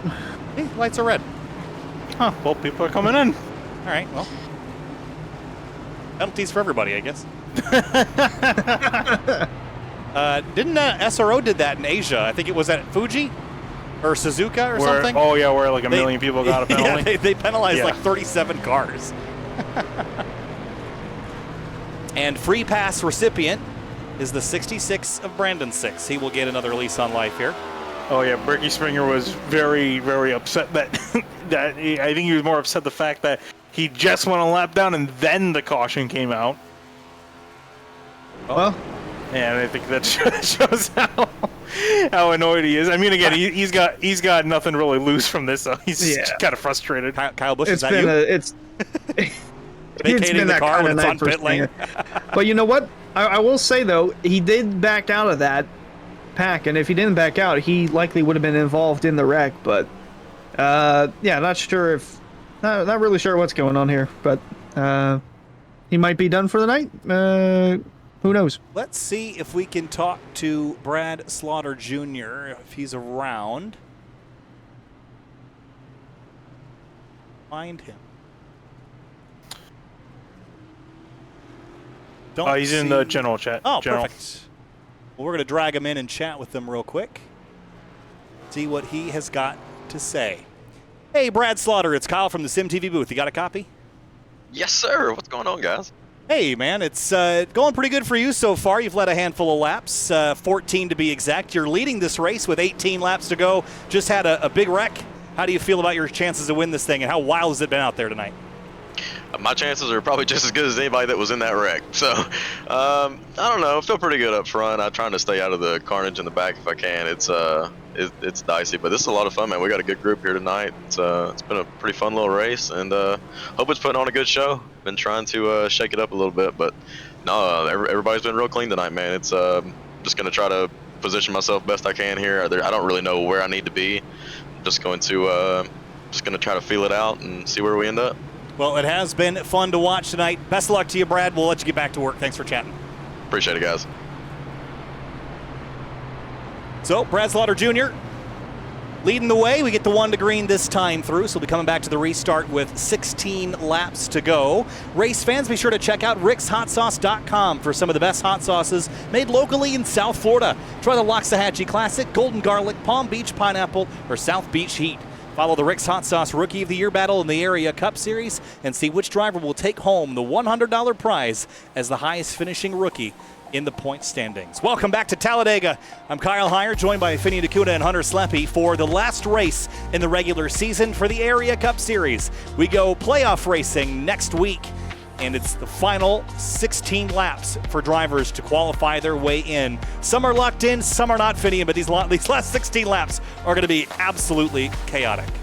Oh, 100%. And also the big thing, too, we have to talk about before we go back to green, too, is that this caution has also brought back quite a few drivers who we saw running near the front back into competition. Guys like Jordan Martin, Michael Sturgill, JT Poole, and James Scioli will all be back in the fight in the front. So they're finally back in the lead lap. They're going to be a little bit mired back in the pack, but as we've seen, it doesn't take a whole lot of laps to get yourself near the front. That being said, though, we saw in the earlier part of the race, arguably, there was quite a bit of give and take. It's going to be all take from now on forward. No give from anyone in this field, as some drivers, this is their only chance at making the postseason. Like Bryce Senesac in the 09, if he wins, he's likely got a better chance at making it into the postseason. Looking at the point standings right now, he's 23rd. So he needs a little bit more to get inside that threshold, but a win would definitely help. Don't want to count the 5 of Garrett Grant either, but it's all Slaughter Gang CEO Brad Slaughter up front. He's going to bring the field back to the green flag with 16 to go. Time to go back racing, and it is time to go. If you were waiting around, if you were waiting for the moment, this is it. 16 laps left, and this is Talladega. Brad Slaughter Jr. in the 83 Toyota Camry. He is your race leader. He controls the restart. There goes the green flag. We're back underway from the biggest track in North American oval racing. Slaughter chases to the bottom. Beckner to the outside. Jake Nichols with his teammates in tow somewhere back there. He is ready to take the fight with Solar Flare Racing up to these two Toyotas out front. Yeah, whoa, a huge run looking at, I think, who was that? Tyler Nichols. Tyler Nichols jumping to the outside in behind his teammate. Garrett Grant now has had the doors open for him in the middle lane. He's going to try to shoot the gap. Travis Beckner jumping up top. Brad Slaughter defending on the bottom. Ooh, a couple cars on the wall on the outside lane. Garrett Grant, this is his only chance to make it to the postseason. It's a win, and it has to come right now at Talladega. Coming to 15 to go. Going to be sliding a little bit up towards trouble behind Beckner. him. The 30's in the wall. The 42 of Connor Horn slams the outside wall in turn number 4. The caution is back out at Talladega. Big crash for the 42 and the 30. Let's have a look at it here on the Simrat Market replay. Looks like it started with the 42 of Connor Horn and Seth Knoll. In 3 and 4, you can see Noel right in behind. And as Noel goes down to pass and make a move and clips the 42. Yeah, just gets him in the left rear, then back up the racetrack and just 1-2 punch, wipes out the 30, the 21 of Delonte Ballard. Absolutely nowhere for him to go, and that is always a shame when you're just minding your own business. But that's the danger of that outside line, Finian. You get trapped up there, then wham, bam, thank you, ma'am, your day's over. Yeah. Really unfortunate. Really not so much for Connor Horn, because again he was good to move on, but for Jeremy Miller, it's a decent amount of damage he's gonna have to fix. Delonte blindsided and absolutely nowhere to go. You're running on that outside, and if they just slide up in front of you, you're screwed. Yep. So the 30, the 42, and the 21 all wiped out. That 1-2 punch. And we will likely not see any pit stops this time by, so this will just be another chance to reset and go. Click some laps away, which is critical for guys like Brad Slaughter Jr. That ideally you want to have a green-white checkered if you're a leader. You don't want people to have time to set you up. But you're also just kind of a sitting duck out front here until you cross that stripe. There's nowhere safe. There's nowhere guaranteed at Talladega other than the impound lot. That's the only guarantee you get every time you come here is a bunch of wrecked race cars. But Brad Slaughter Jr. so far, his is looking pretty good. Is that some? Oh, the 09s looks pretty good as well. Everyone's car does look pretty good. The question is, will it be still looking good by the end of the next 14 laps? I doubt it. I doubt it too. See who else is waiting in the wings. Let's chat with David Weishart real quick and see what he's got to say about an impending finish here. Hey, David, it's Kyle from SimTV. Got a copy? Yes, sir. I got you. Hey, man, it's been an interesting race so far. You've kind of been up and down the field, as low as 21st, as high up as the race lead. You're sitting 9th right now with a late race yellow. It's going to set us up for about 12 or 11 laps to go. How do you feel about your shot to run to the front? I feel pretty good. Got a handful of buddies that are going to be starting in my lane, and we all work pretty well together. So, goal is get back up to the front. I was just telling them boys, I didn't lift for like 8 laps and went from 1st to 21st, so that was a lot of fun, but looking to get back up there. Yeah, as far as the drafting tonight, it seems like you can't really get a single file line established. It's just pretty volatile. The runs are huge. How easy is it to move through the field, and how hard is it to defend in the closing laps of this thing? It's easier to move than it is to defend just because the runs come at you so fast. There were a couple times I could have thrown a block, but they happened so quick I couldn't react to them, and that's how I ended up in the back. But a lot easier to make a move for sure. So that's what we're looking to do here. We'll let you get back to work, David. Thanks for talking to us. Best of luck to you. All right, thanks, guys. And Hunter, he said it's easier to move forward than it is to defend. So as we look to the end of this race, as long as you've got momentum and a buddy, I don't think being anywhere near the top 10 is even really a requirement. I think you can make that charge. I think the other thing you got to worry about is once that white flag flies and we stay green, we've had a history of just absolute pandemonium unfolding, Hunter, so you have to be able to carve your way through that when that inevitably happens here today as well. Yeah, and we're actually nearing a couple of stats here from Talladega. So the average last caution came out with 11 to go, but in this race a year ago, came out with 3 to go, and that put us into the only overtime attempt in the Cup Series history of going to this track. But we've already crossed that threshold for Season 4 of caution averages with 18 laps to go. So there's still room for plenty of cautions in this race. Could have a couple more before we do have to go into a overtime scenario. But like David said, it's easier to make the charge towards the front than to defend, because when you're going up to the front, you only have one thing in mind. I'm going to the front. I'm getting to the lead. But if you're defending, you don't know where that driver's going to. If he's going to just slam your bumper, or if he's going to go to your inside or outside, and then do I make the move, do I not make the move, or do I just give him the lane? A lot more options when you're defending than when you're heading towards the front. We'll see if the 33 can do just that. Coming to the restart for 12 laps to go. Race fans, be sure to check out shop.areairacing.com for merchandise to represent your favorite drivers and teams. Shop from our brand new selections of champion t-shirts, jackets, hats, and more. Easier to shop, quicker to ship, better to wear. That's shop.areairacing.com. Make sure that you follow the Area iRacing Twitch channel as well, twitch.tv/Area iRacing. Make sure to subscribe and use those Area iRacing emotes and earn those double channel points to redeem for that merchandise on shop.areairacing.com. So 12 laps to go. Finian, how are we feeling about this last 12 laps? You going green to here, or are we expecting at least another wreck? I will be astounded if they make it from green to make it all the way under the green flag to the finish. I'll generally be surprised, because we've seen how chaotic these guys have been. We've seen how many wrecks we probably should have had cautions for earlier in this race. So if these guys do make it to the end, props to them, buddy. I think it's going to be an all-out brawl. We've seen 3 wide as the norm. I think we're probably going to see some 4 wide action upcoming here. Well, my script says that there's going to be a caution with 9 to go, Yeah. so sorry if I'm looking at this too far, but my script says 9 to go, folks, so don't be surprised if it comes out with 9 to go. And Chase Elliott wins. Green flag back underway from Talladega. 12 laps remain in the regular season, and Brad Slaughter Jr. takes the field down into turn number 1. Jonathan Cogswell, what an upset that would be in the 27. Bryce Senesac, Ed Robertson, all these drivers yet to win this season have a shot to do it tonight. Look at JT Poole on the outside, 3 wide in the background. I was going to say, we were waiting on him to see where he can go. Really impressive performance in the first part of this race. Just now has to try to get to the front, but there's quite literally nowhere to go in front of him. Outside lane starting to dissipate quick as Slaughter moves to the middle. Cogswell on the bottom. And outside line still going to have to get some sort of momentum as Beckner fades, and JT Poole, so he's still trying to make the charge back towards the front as he is, well, look like in the middle of a 4-wide pickle there. But here comes the 73 of Jake Nichols now to the middle.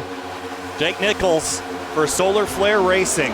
past champion of the series multiple times, trying to win one here at Talladega. His 2 race wins this season came at Darlington and at Atlanta. Look at this, 4 wide out of turn 2. Connor Horn's car is still running somehow, and they're 4 abreast on the back straightaway. This cannot work. They're going to have to make it work if they want to make it to the end, and they will. Go back to 3 wide up in the front, though. Brad Slaughter leading that top line. Bryce Senezak, Jake Nichols in behind, a bit of a bobble. They're going to come down low. Here comes the 27, Jonathan Cogswell, going to work to the front. Ed Robertson giving him push, and actually gets pushed out of lane. Wow. That is tight racing there, and that forced Senezak into the middle. Now Jacob Bell and David Weisart going to have to push the 09 towards the front if they want to have a shot at winning, but it's all Slaughter with Jake Nichols behind, pushing him towards the front with 10 to go. Cogswell all getting just shoved around by the 64. That car is not comfortable with a big shove. Look out, Ben Pierce is sideways in turn 2. The 12 of Frankie Barroso scatters. The 7 pops out of line. Has to get blended. The 2 car of Mitchell gets turned. He saves it. We stay green. He'll lose the draft, though, so he's going to be out of it for now. Up in the front, Jake Nichols peeling out of line. There goes the 71. Douglas Dubiging trying to follow on through with the 73. Slaughter actually now going to get left out to dry again. Beckner working around him. No, and welcome to the sucker hole, because Brad Slaughter's in it and dropping back fast.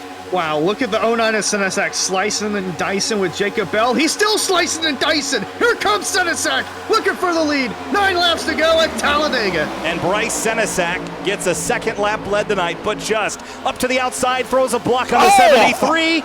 Big wreck in behind. Caution going to fly. The 5 of Garrett Grant. Huge impact to the outside wall. Caution is out again. Well, 2 very hard impacts. How many laps is left? 9. Sorry for spoiling, guys. I tried to warn you. I got a little too happy in my my script reading, so I won't spoil who wins. So it looks like you just threw a green shell out there on the track. Yeah. Huge hits. Yeah. And Ricky Springer's bad night gets worse. And just as he got the back onto the lead lap. 5 takes a big hit. Then the 27 and 29 both big hit to the outside wall. Flying. Poor Ricky Springer's been involved in just about anything carnage-wise tonight. Man, big hits all around. Watch the 29 again go up the hill. Oh, the 5. The 27 of Cogswell couldn't miss that one. Here it is at full speed, folks. You might want to back up a little bit from your virtual viewing location.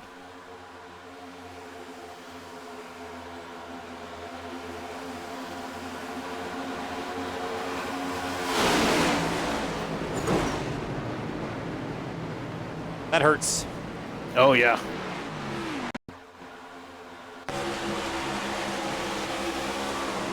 On board with Rabel. In real life, that's 2 trips to the hospital. Yeah, that's... Forget the urgent care center. It's straight to the hospital. Yeah, that's ugly one for sure. Saw a piece do Mach 3 across the screen there on the bottom. See if we can catch that again.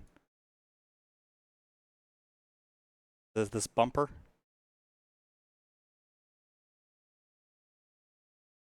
Whoop. Nope. Come with me and you'll see. I must go. My people need me. Well, Jeremy that Miller. caution can... Oh, Go ahead. It's free pass, the 30. I was going to say, that caution probably could not have come out at a more perfect time than that moment for Bryce Senezak. I mean, he sliced and diced, and it takes away from those that are, you know, 2nd, 3rd, 4th, 5th, trying to make moves and get up towards the lead. But that move from Senezak and Bell that last lap, they were slicing and dicing not once, twice, but thrice. And look where it got them. 1st and 3rd, presuming that Senezak is going to restart on the bottom. He's going to have Jacob Bell behind him.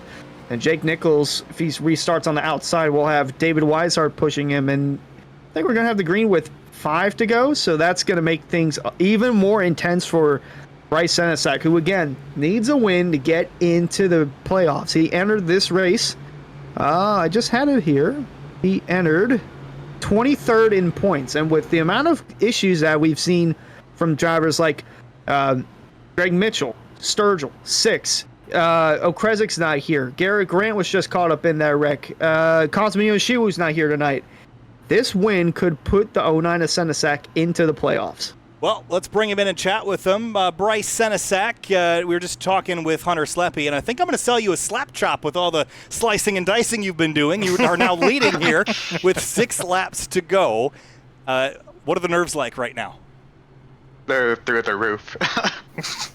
Well, on this restart, inside, outside, what's your plan here for these last 6 laps? I was asking myself just into turn 3, I don't know what to do. Brad has taken the inside the last few restarts, and it's worked out all right for him. So I think I'll do that and just see how it goes. I mean, I'm a long shot. I kind of went into this race for like one of these races for once, just saying like, if I wreck, it's whatever, and just go for it. So we'll see what happens. Well, Bryce, we're going to let you get back to work and start thinking it out. Good luck to you. It's going to get wild. Keep it all in the mirror, bud. All right, thank you. So, yep, that's about as best you can do.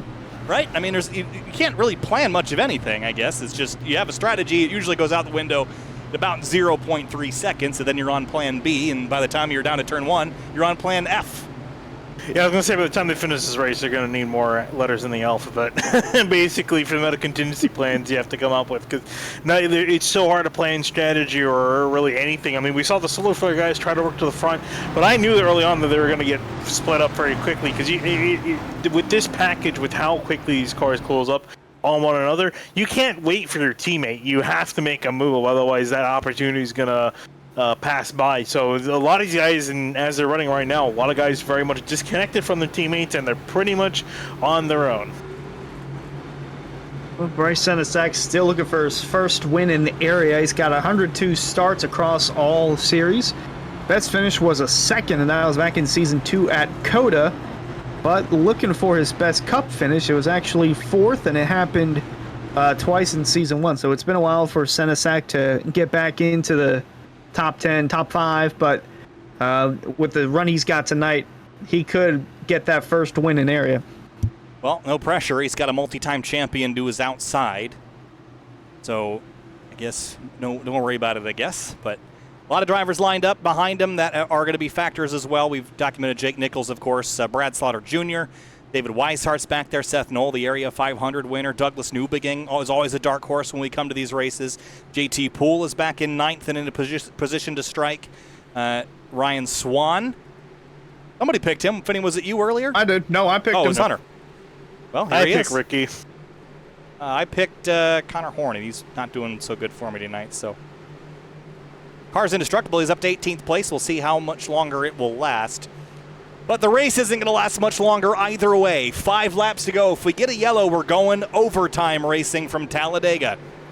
This is the Area Cup Series. This is the last round of the regular season. This is Talladega. Bryce Senesac, Jake Nichols. Green flag back in the air. And 5 laps to go.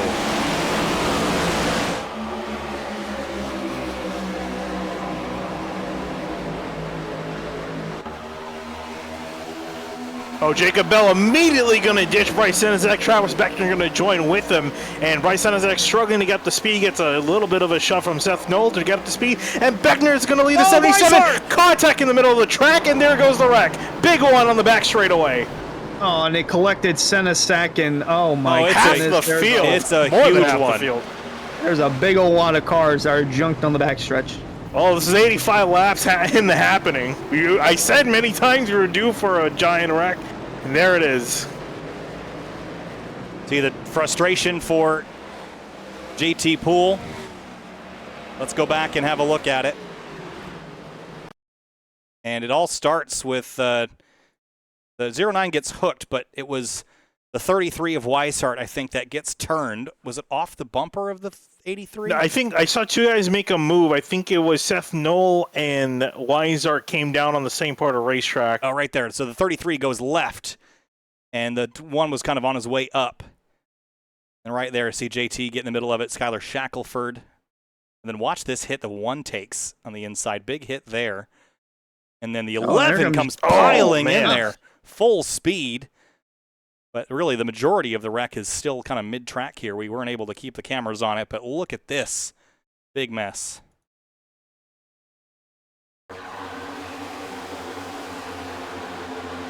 And it just comes across. Senesac was in such a good spot too, but when Bell went up, that's kind of what started it, and that's what we got now. A bunch of wrecked race cars. It just cleared the whole field out. Came across like a wave. Whew. You should ride on board with the 46 of Nick Silver. I think we have best a handful. Lightning McQueen impression. Woo!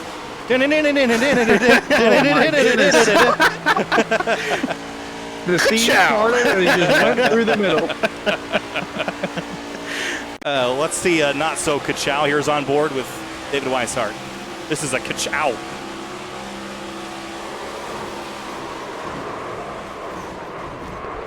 Oh.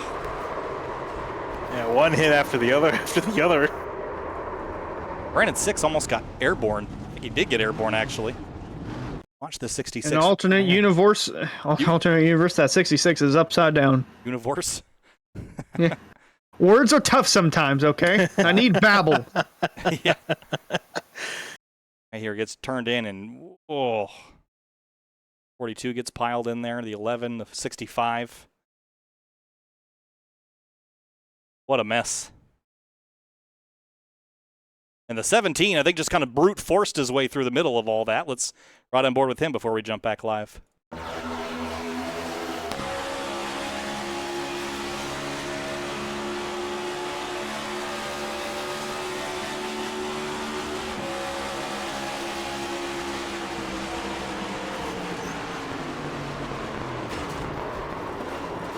Drive through it. Yeah, I mean, the only thing he could have done, really, and I'm surprised he got away with such little damage, being in the thick of things. Well, and another Kyle Busch quote, "It doesn't matter what you do because it's going to be a green, white, checkered." Well, I'm sure they're going to be much happier, though. It's only one attempt at a green, white, checkered instead of 3. So that takes out a whole bunch of the drivers that we had circled, except for, how about Brad Slaughter Jr. made it through all that. 33 did not make it, and so we had 32, 31 cars running, and now we have only 21. Yeah, I was going to say, and a good amount of them are probably not as competitive. Quite a bit of air damage on some of them. I have a little interesting theory here. So Ed Robertson entered 20th in the point standings tonight. He's running 6th at the moment. He could still win, and that would put him in to the postseason. Nick Silver's 27th. He's a little bit ways behind. Tyler Nichols in the 41, trying to find where he's at in the point standings. He's 21st. Frankie Barroso and JT Poole, although Poole's got more of a cushion than Frankie Barroso. Barroso 15th in points. Those guys still in contention to win, but with the green white checker, Kyle, it's going to be close quarters racing, because once that caution flag flies, if they don't make it back to the line, it's over. Yep, that's what my next point was going to be. In the area series, we only do one green white checkered. This counts as that. We've extended the race distance now by 1 lap to allow for the virtual cleanup and reset here. So this is now a 91 lap race. If the caution flies between the green and when we take the white flag, then the race is over and the positions will be locked as such. Should we get to the white, it is an absolute free-for-all to get back to the checkered the old-fashioned way, and you better hope that you got some friends behind you, and you better hope that you've got an advantage, or that everyone crashed ahead of you and you drove through them, because we see the biggest blocks, the biggest, craziest moves. Once that white flag gets taken, it's every man for himself. Yeah, I was going to say, Kyle, we've been doing this for 5 years, and we've seen some crazy last lap Talladega finishes with some guys coming from half a lap back and winning the race. So I'm really interested in seeing. I'm really hoping these guys can't make it to the white flag, because then we're going to be in for a treat. Well, Daytona, they got halfway down the backstretch, and they had to go back to the old days of the photo finish camera that was somehow placed down there on the backstretch to figure out that Seth Knoll was the winner. So looking to make it back to the white and hopefully have a finish under green flag conditions. Travis Beckner is your leader. Jake Nichols, though, perhaps a favorite. He will restart on the bottom.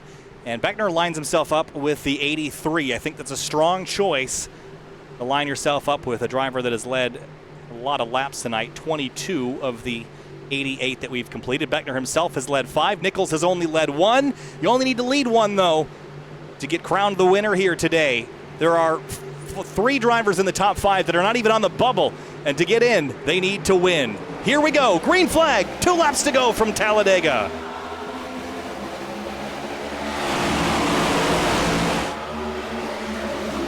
Immediately single filed out. Beckner's got the spot, but that's the one that everybody wants. Brad Slaughter gives him a big shove. I was going to say, Beckner and Slaughter got a great jump on this start, and everyone else is just trying to catch up, and they're going to be catching up big. Look at the bottom. Jacob Bell, Nick Silver trying to work their way down as huge shunts are getting put in the middle of the field. Guys just absolutely slamming into one another, giving each other as much momentum as possible. Jacob Bell, big strong run up the middle. Here comes Nick Silver up the look middle. out, there they go, the 28 spins! And a huge crash, who's going to win it? The caution flies, and who has survived? The 46 up into the catch fence. Who has survived at Talladega?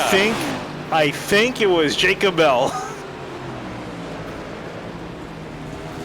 Everybody's crashed. We will go back and look at it.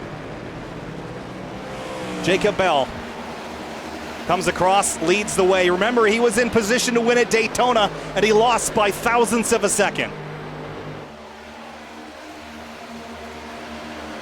We'll have to wait on the official scoring, but it looks like Bell is the winner, could be declared the winner. And how about the run from Connor Horn? What's going on here? Is this saying the 42's leader? I am not calling it until we cross the checkers. I have learned right now. my lesson too many times.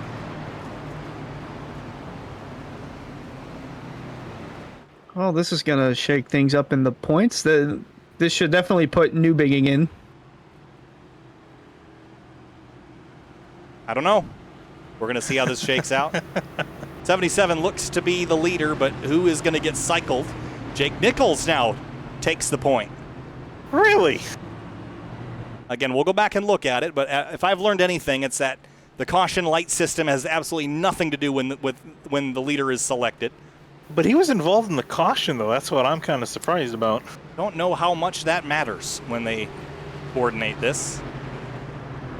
Car's drivable. And I'm going to call this as unofficial for now until it is That's a very considered. safe way to do it. But the checkered flag is out, and unofficially, Jake Nichols is going to get his 3rd win of the season. We are going to go back and look at it, but the 73 is the driver that will cross the stripe first. Jacob Bell 2nd, Ben Pierce 3rd, Tyler Nichols 4th. Everyone will cycle out now. Douglas Newbigging will drop to 5th place. But let's go back and look at it. It was an extremely chaotic crash. We're going to need probably quite some time to unravel this one. So we're going to look at it in ultra slow-mo from the moment the 28 got turned.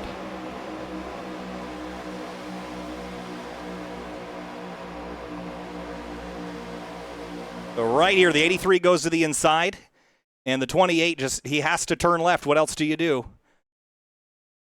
And 28 gets turned here. Travis Beckner unofficially scored in 19th place. 46 comes up the racetrack. He went for a wild ride as well. Look at everyone getting cleared out. The 77 just gets hooked there in the bottom.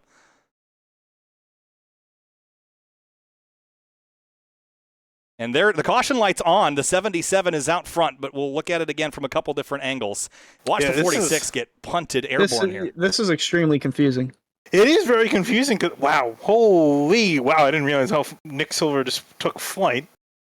Here that is at full speed.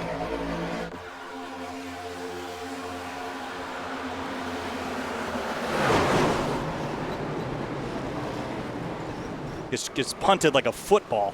So let's go back again and look at this, waiting for the yellow to fly. Now, got to find a driver that's behind the caution lights here, which might take a moment. But so the caution light is clearly on now. If we go back another 5 seconds, they're green. There's the turn sideways. Still green, still green, still green. I still have not seen a caution light display a yellow. I have to find someone at the back of the field to feel it clearly. We need a caution light cam at the super speedways now, Finian. That's what we need. We needed enough. Isn't there a start finish line camera? Good point. There. Okay, right there. There's the change for the yellow. And there's the 73 behind the 77. Yeah, so we know from previous incidents like this where technically the lights displayed in iRacing are a little bit delayed, so the caution came out a little bit before the actual physical lights being displayed, but even then, I'm surprised that it scored the 73 ahead of the 77. The 73 is never the leader here. I'll say he's never in front of the 77 at one point in time. Now, there is a provision in the rules that states that the winner of the race is determined by iRacing, but Hunter, I believe that there is a clause for exceptional circumstances, and this, I believe, would qualify in that, but don't let me quash that. I'm going to look that up for you right now, but this really has me baffled. So, yeah, again, maybe it's the angle that's making it look, well, from here, if we're only comparing the 73 and 77, maybe the 73 is ahead for a split second there. But otherwise, he's never ahead of the 77. I honestly don't see that. Okay, I'm going back on the replay. There's a split second, like a couple of frames, where the 77's behind the 73. And if that is the case, Jacob Bell is the most unlucky man on this planet because he's literally this 5 happened frames. at Daytona to him there too. Oh man, twice in a season. So I'm waiting on word to see if, again, iRacing scoring is typically what stands, but I don't know. I mean, this is going to be something that. Well, it sounds like the drivers want Jacob Bell to be the leader. I'm listening to them chat it in the racer after the fact. I mean, I'm in no rush to get a decision. They're all equally as confused as to how that played out. Yeah, again, you just have to go back again. It's some of this is based on the angle here, but the 77 is out front clearly here. And I think for a moment there, the 73 might have the nose ahead. The green flag is down, but again, I don't know how accurate that is as far as reporting us lap time. I'm going to, while we have a moment, I'm going to set us up a yellow flag camera, and we're going to find this out. Again, I don't know how much the lights, again, don't really correspond to much, but it might just be worth looking at while we've got a moment. Hopefully everyone's enjoying a little bit of drama at again, we always figure it'll come down to this.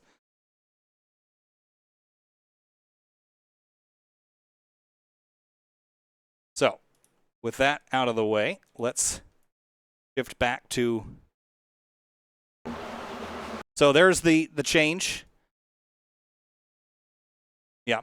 So the lights don't do us much of anything, but let's talk with the driver that finished in third. Ben Pierce comes home in third place in a pretty chaotic last lap dash. Ben spun out early in the race, and you recovered to finish in third. Have to feel pretty good about all that, given how the day started. Oh, absolutely, guys. I'm not even 100% sure I could describe this race in words, but I'm gonna do my best. Our RMP Motors Camaro, I spent about as much time facing the inside wall as going straight, and that last lap was insane. The bottom opened up, so I just tried to keep it on the bottom, and then cars just appeared everywhere.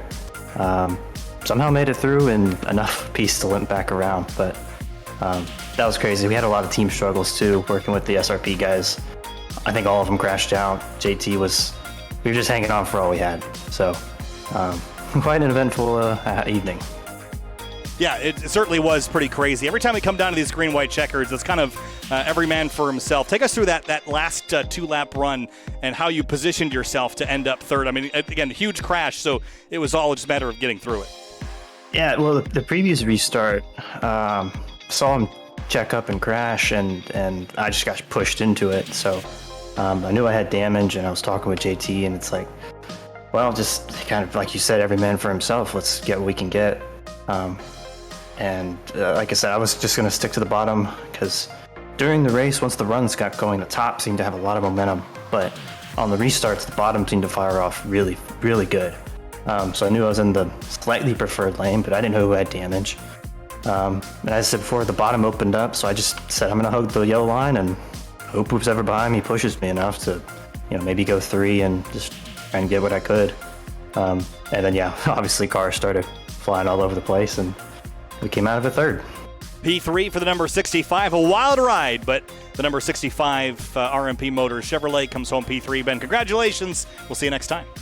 Thanks, guys. Thank you. And Jacob Bell was so close to winning the Area 500 and was so close to winning tonight, Jacob. I know that we go by the iRacing scoring, and I know that the lights in iRacing are not synced. The thing that makes this sting for me, is that the 73, I can't tell, doesn't look like he was ever actually ahead of you in that scenario. So I'm a little bewildered. I'm sure you are as well, but a second place, not a bad run, all things considered. Yeah, no, I mean, it is what it is. With the 500, we went back, same thing, time of yellow. When the lights came on, I was just barely ahead, but it went back to the scoring loop. So I got second there. Same exact thing tonight, where we were just, ahead at the time of yellow, but I guess the scoring loop had the 73. So second it is. It sucks, but I don't want to win it that way regardless, because I've been here, obviously, since the start. So I'm not trying to have my first win be a something that's, criticized or something that's ticky-tacky. I'd rather just go out there and win it. So in a way, I'm kind of grateful to finish second rather than first. I know it sounds weird, but me and Jake have had really, really fun racing here at these plate tracks. I think we finished first and second a lot, and I just want to be on the other end of it finally. But, it is what it is. Like I said, I'd rather hang in there and get it the old-fashioned way and the right way. So not to discredit Jake, he deserved it. He ran up front the entire race, and he was there. So that's what matters most. Well, Jacob Bell finishing second. Jacob, congratulations. A strong run regardless, and albeit the crazy scoring issues, P2 for the 77. Congrats, and we'll see you next time. I appreciate it, guys. Thank you on the broadcast. It's great as always. Hunter and Finney and you guys hopping up. You guys do great. I want to shout out Florida State Builders as well for hopping on the car, Rick's Hot Sauce, the Area iRacing shop, and everybody in the league. The admins have been holding it down for me the last 2 weeks while I was gone on a mental break, and we'll just leave it at that. And Eric Wineland, Carter Coop, Jacob Hudson, Ryan Olson, Jordan Martin, Ryan Hart, Delonte. I mean, those guys have been awesome to have here, and without them, I don't know if the league's still here, honestly. So they deserve just as much praise as anybody else. So appreciate you guys as always, and we'll move forward. Thanks, Jacob. We'll see you next time. Thank you. Well, Jake Nichols, another win on the season for the number 73, and it seems like every time this season it has been some chaotic, crazy, wild ending. You win this race, but Jake, we were watching the replay, and I'm not sure if you've had a chance to look at it. It was wild. You are nose deep in a car, flipping, tumbling wildly, but you come back and cross the start-finish line first. What did you see out the windshield, and tell us your thoughts on this insane last lap here at Talladega. Man, craziness. The whole last little section was pretty crazy, honestly. I mean, we kept making moves, blocking a little bit, not too aggressive, but just trying to keep our ground, I guess you'd say. But once we got to that wreck, I saw Travis get turned or turn himself, one or the other. I think they were just hard racing, and I yelled to Tyler 2 rows behind me, I think. I just was like, keep your foot in it, keep against the wall. As long as you don't spin, we'll get our spots back of some form. And I didn't think it would be to that level, but I guess everything worked out. When the yellow came out, I was ahead of everyone but the 46 and the 83, but the 46 spun completely around. And I don't know if the 83 finished. I think he finished 2 laps down, so he blew up. So that, I don't know how it worked out, but it somehow put us into the lead, even though my car was junked to like, I was turning right to go straight by about 30, 40 degrees. But it kept telling me, pass this car, closer to the front. I was like, man, we got a good finish here. And the moment it put me out front, I was just shocked. I can't believe it. Not only that, but Tyler coming home with a 4th as well. It's not what he wanted in terms of needing to win to make the playoffs, to sneak his way in, but it's a good points night for the team. We've been so close to gaining every week. We always gain on someone, but we lose points to another one. And this time around, we'll gain points on everyone, and especially big on a couple teams that had really bad nights. So overall, a great night for Solar Flare Racing. Considering how the end went, I don't know if it could have been much better for us overall, team point wise. So we'll take it. Somehow get another super speedway win. I've been pretty lucky here at these tracks recently. So hopefully we can carry that into the playoffs and run for the championship. You know how many laps you led tonight, Jake? 1 maybe. Yes. Yeah, let's go.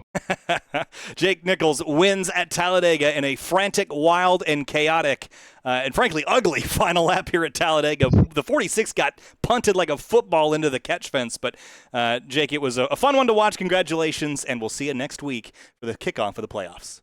Thank you. See you then. See you later.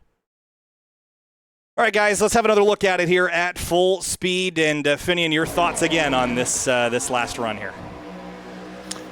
Yeah, I mean, it was crazy, action-packed. Still trying to understand just how iRacing actually scores everyone, because I thought I understood it. Guess I didn't, but I mean, props to Jake. I mean, he definitely, like Jacob said, definitely can't argue that he didn't earn it. He was very quiet for majority of the day, picked the right time to get that car near the front, and was running up front there near the end. But Jacob Bell, I mean, he's kind of putting himself down. He also has been running pretty good. He was up there in the conversation for quite a bit of the day, just around 5th place inside the top 5. And fortunately for him, he's gotten robbed twice by iRacing scoring loops, so he's probably, I know sounds pretty calm and chill about it. I'm sure he's shaking his fist at the iRacing gods while he's not being interviewed as Nick Silver goes flying and into the camera pretty much there after a wild final wreck there. Well, Daytona is why I kind of wanted this to end under green flag conditions, because not only was there a crash before getting the white flag, there was also this controversy of who was in front of who, and we got that same exact scenario somehow with a driver in both scenarios, and somehow that driver did not win either Daytona or Talladega. This one has really left me clueless here, Kyle. I'm at a loss of words. Well, yeah, me too. But we've got 2 more races here this week, so we get to do it all over again tomorrow in the Area Truck Series and on Thursday with the Area Florida State Builders Pro Series. That is going to be a wild one as well. But waiting for the points to update. I have not seen them, so I don't know how long it's going to take to unwind a lot of things. So if you'd like to check out points, check out Sim Racer Hub for the points updates a little bit later. Unofficial results, as always, for now. But I am curious, Finian, as far as rules go, I could see this being the genesis for an eventual rules change, because this is one of those extenuating circumstances where in the spirit of keeping it simple, yes, it's an effective rule, but I think twice this season it's given us maybe the wrong winner, and I think that's something that we should consider moving forward. But Jake Nichols, certainly a deserving winner regardless. Oh, definitely. But yeah, I definitely think, we don't have any super speed races past this other than obviously Tuesday night and Thursday night this week.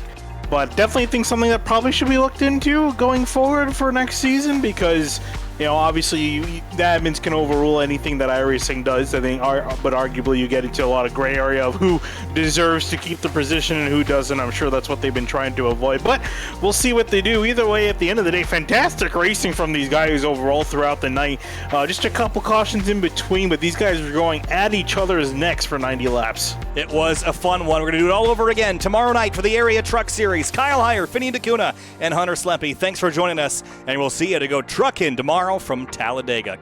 We'll see you next time on Sim TV.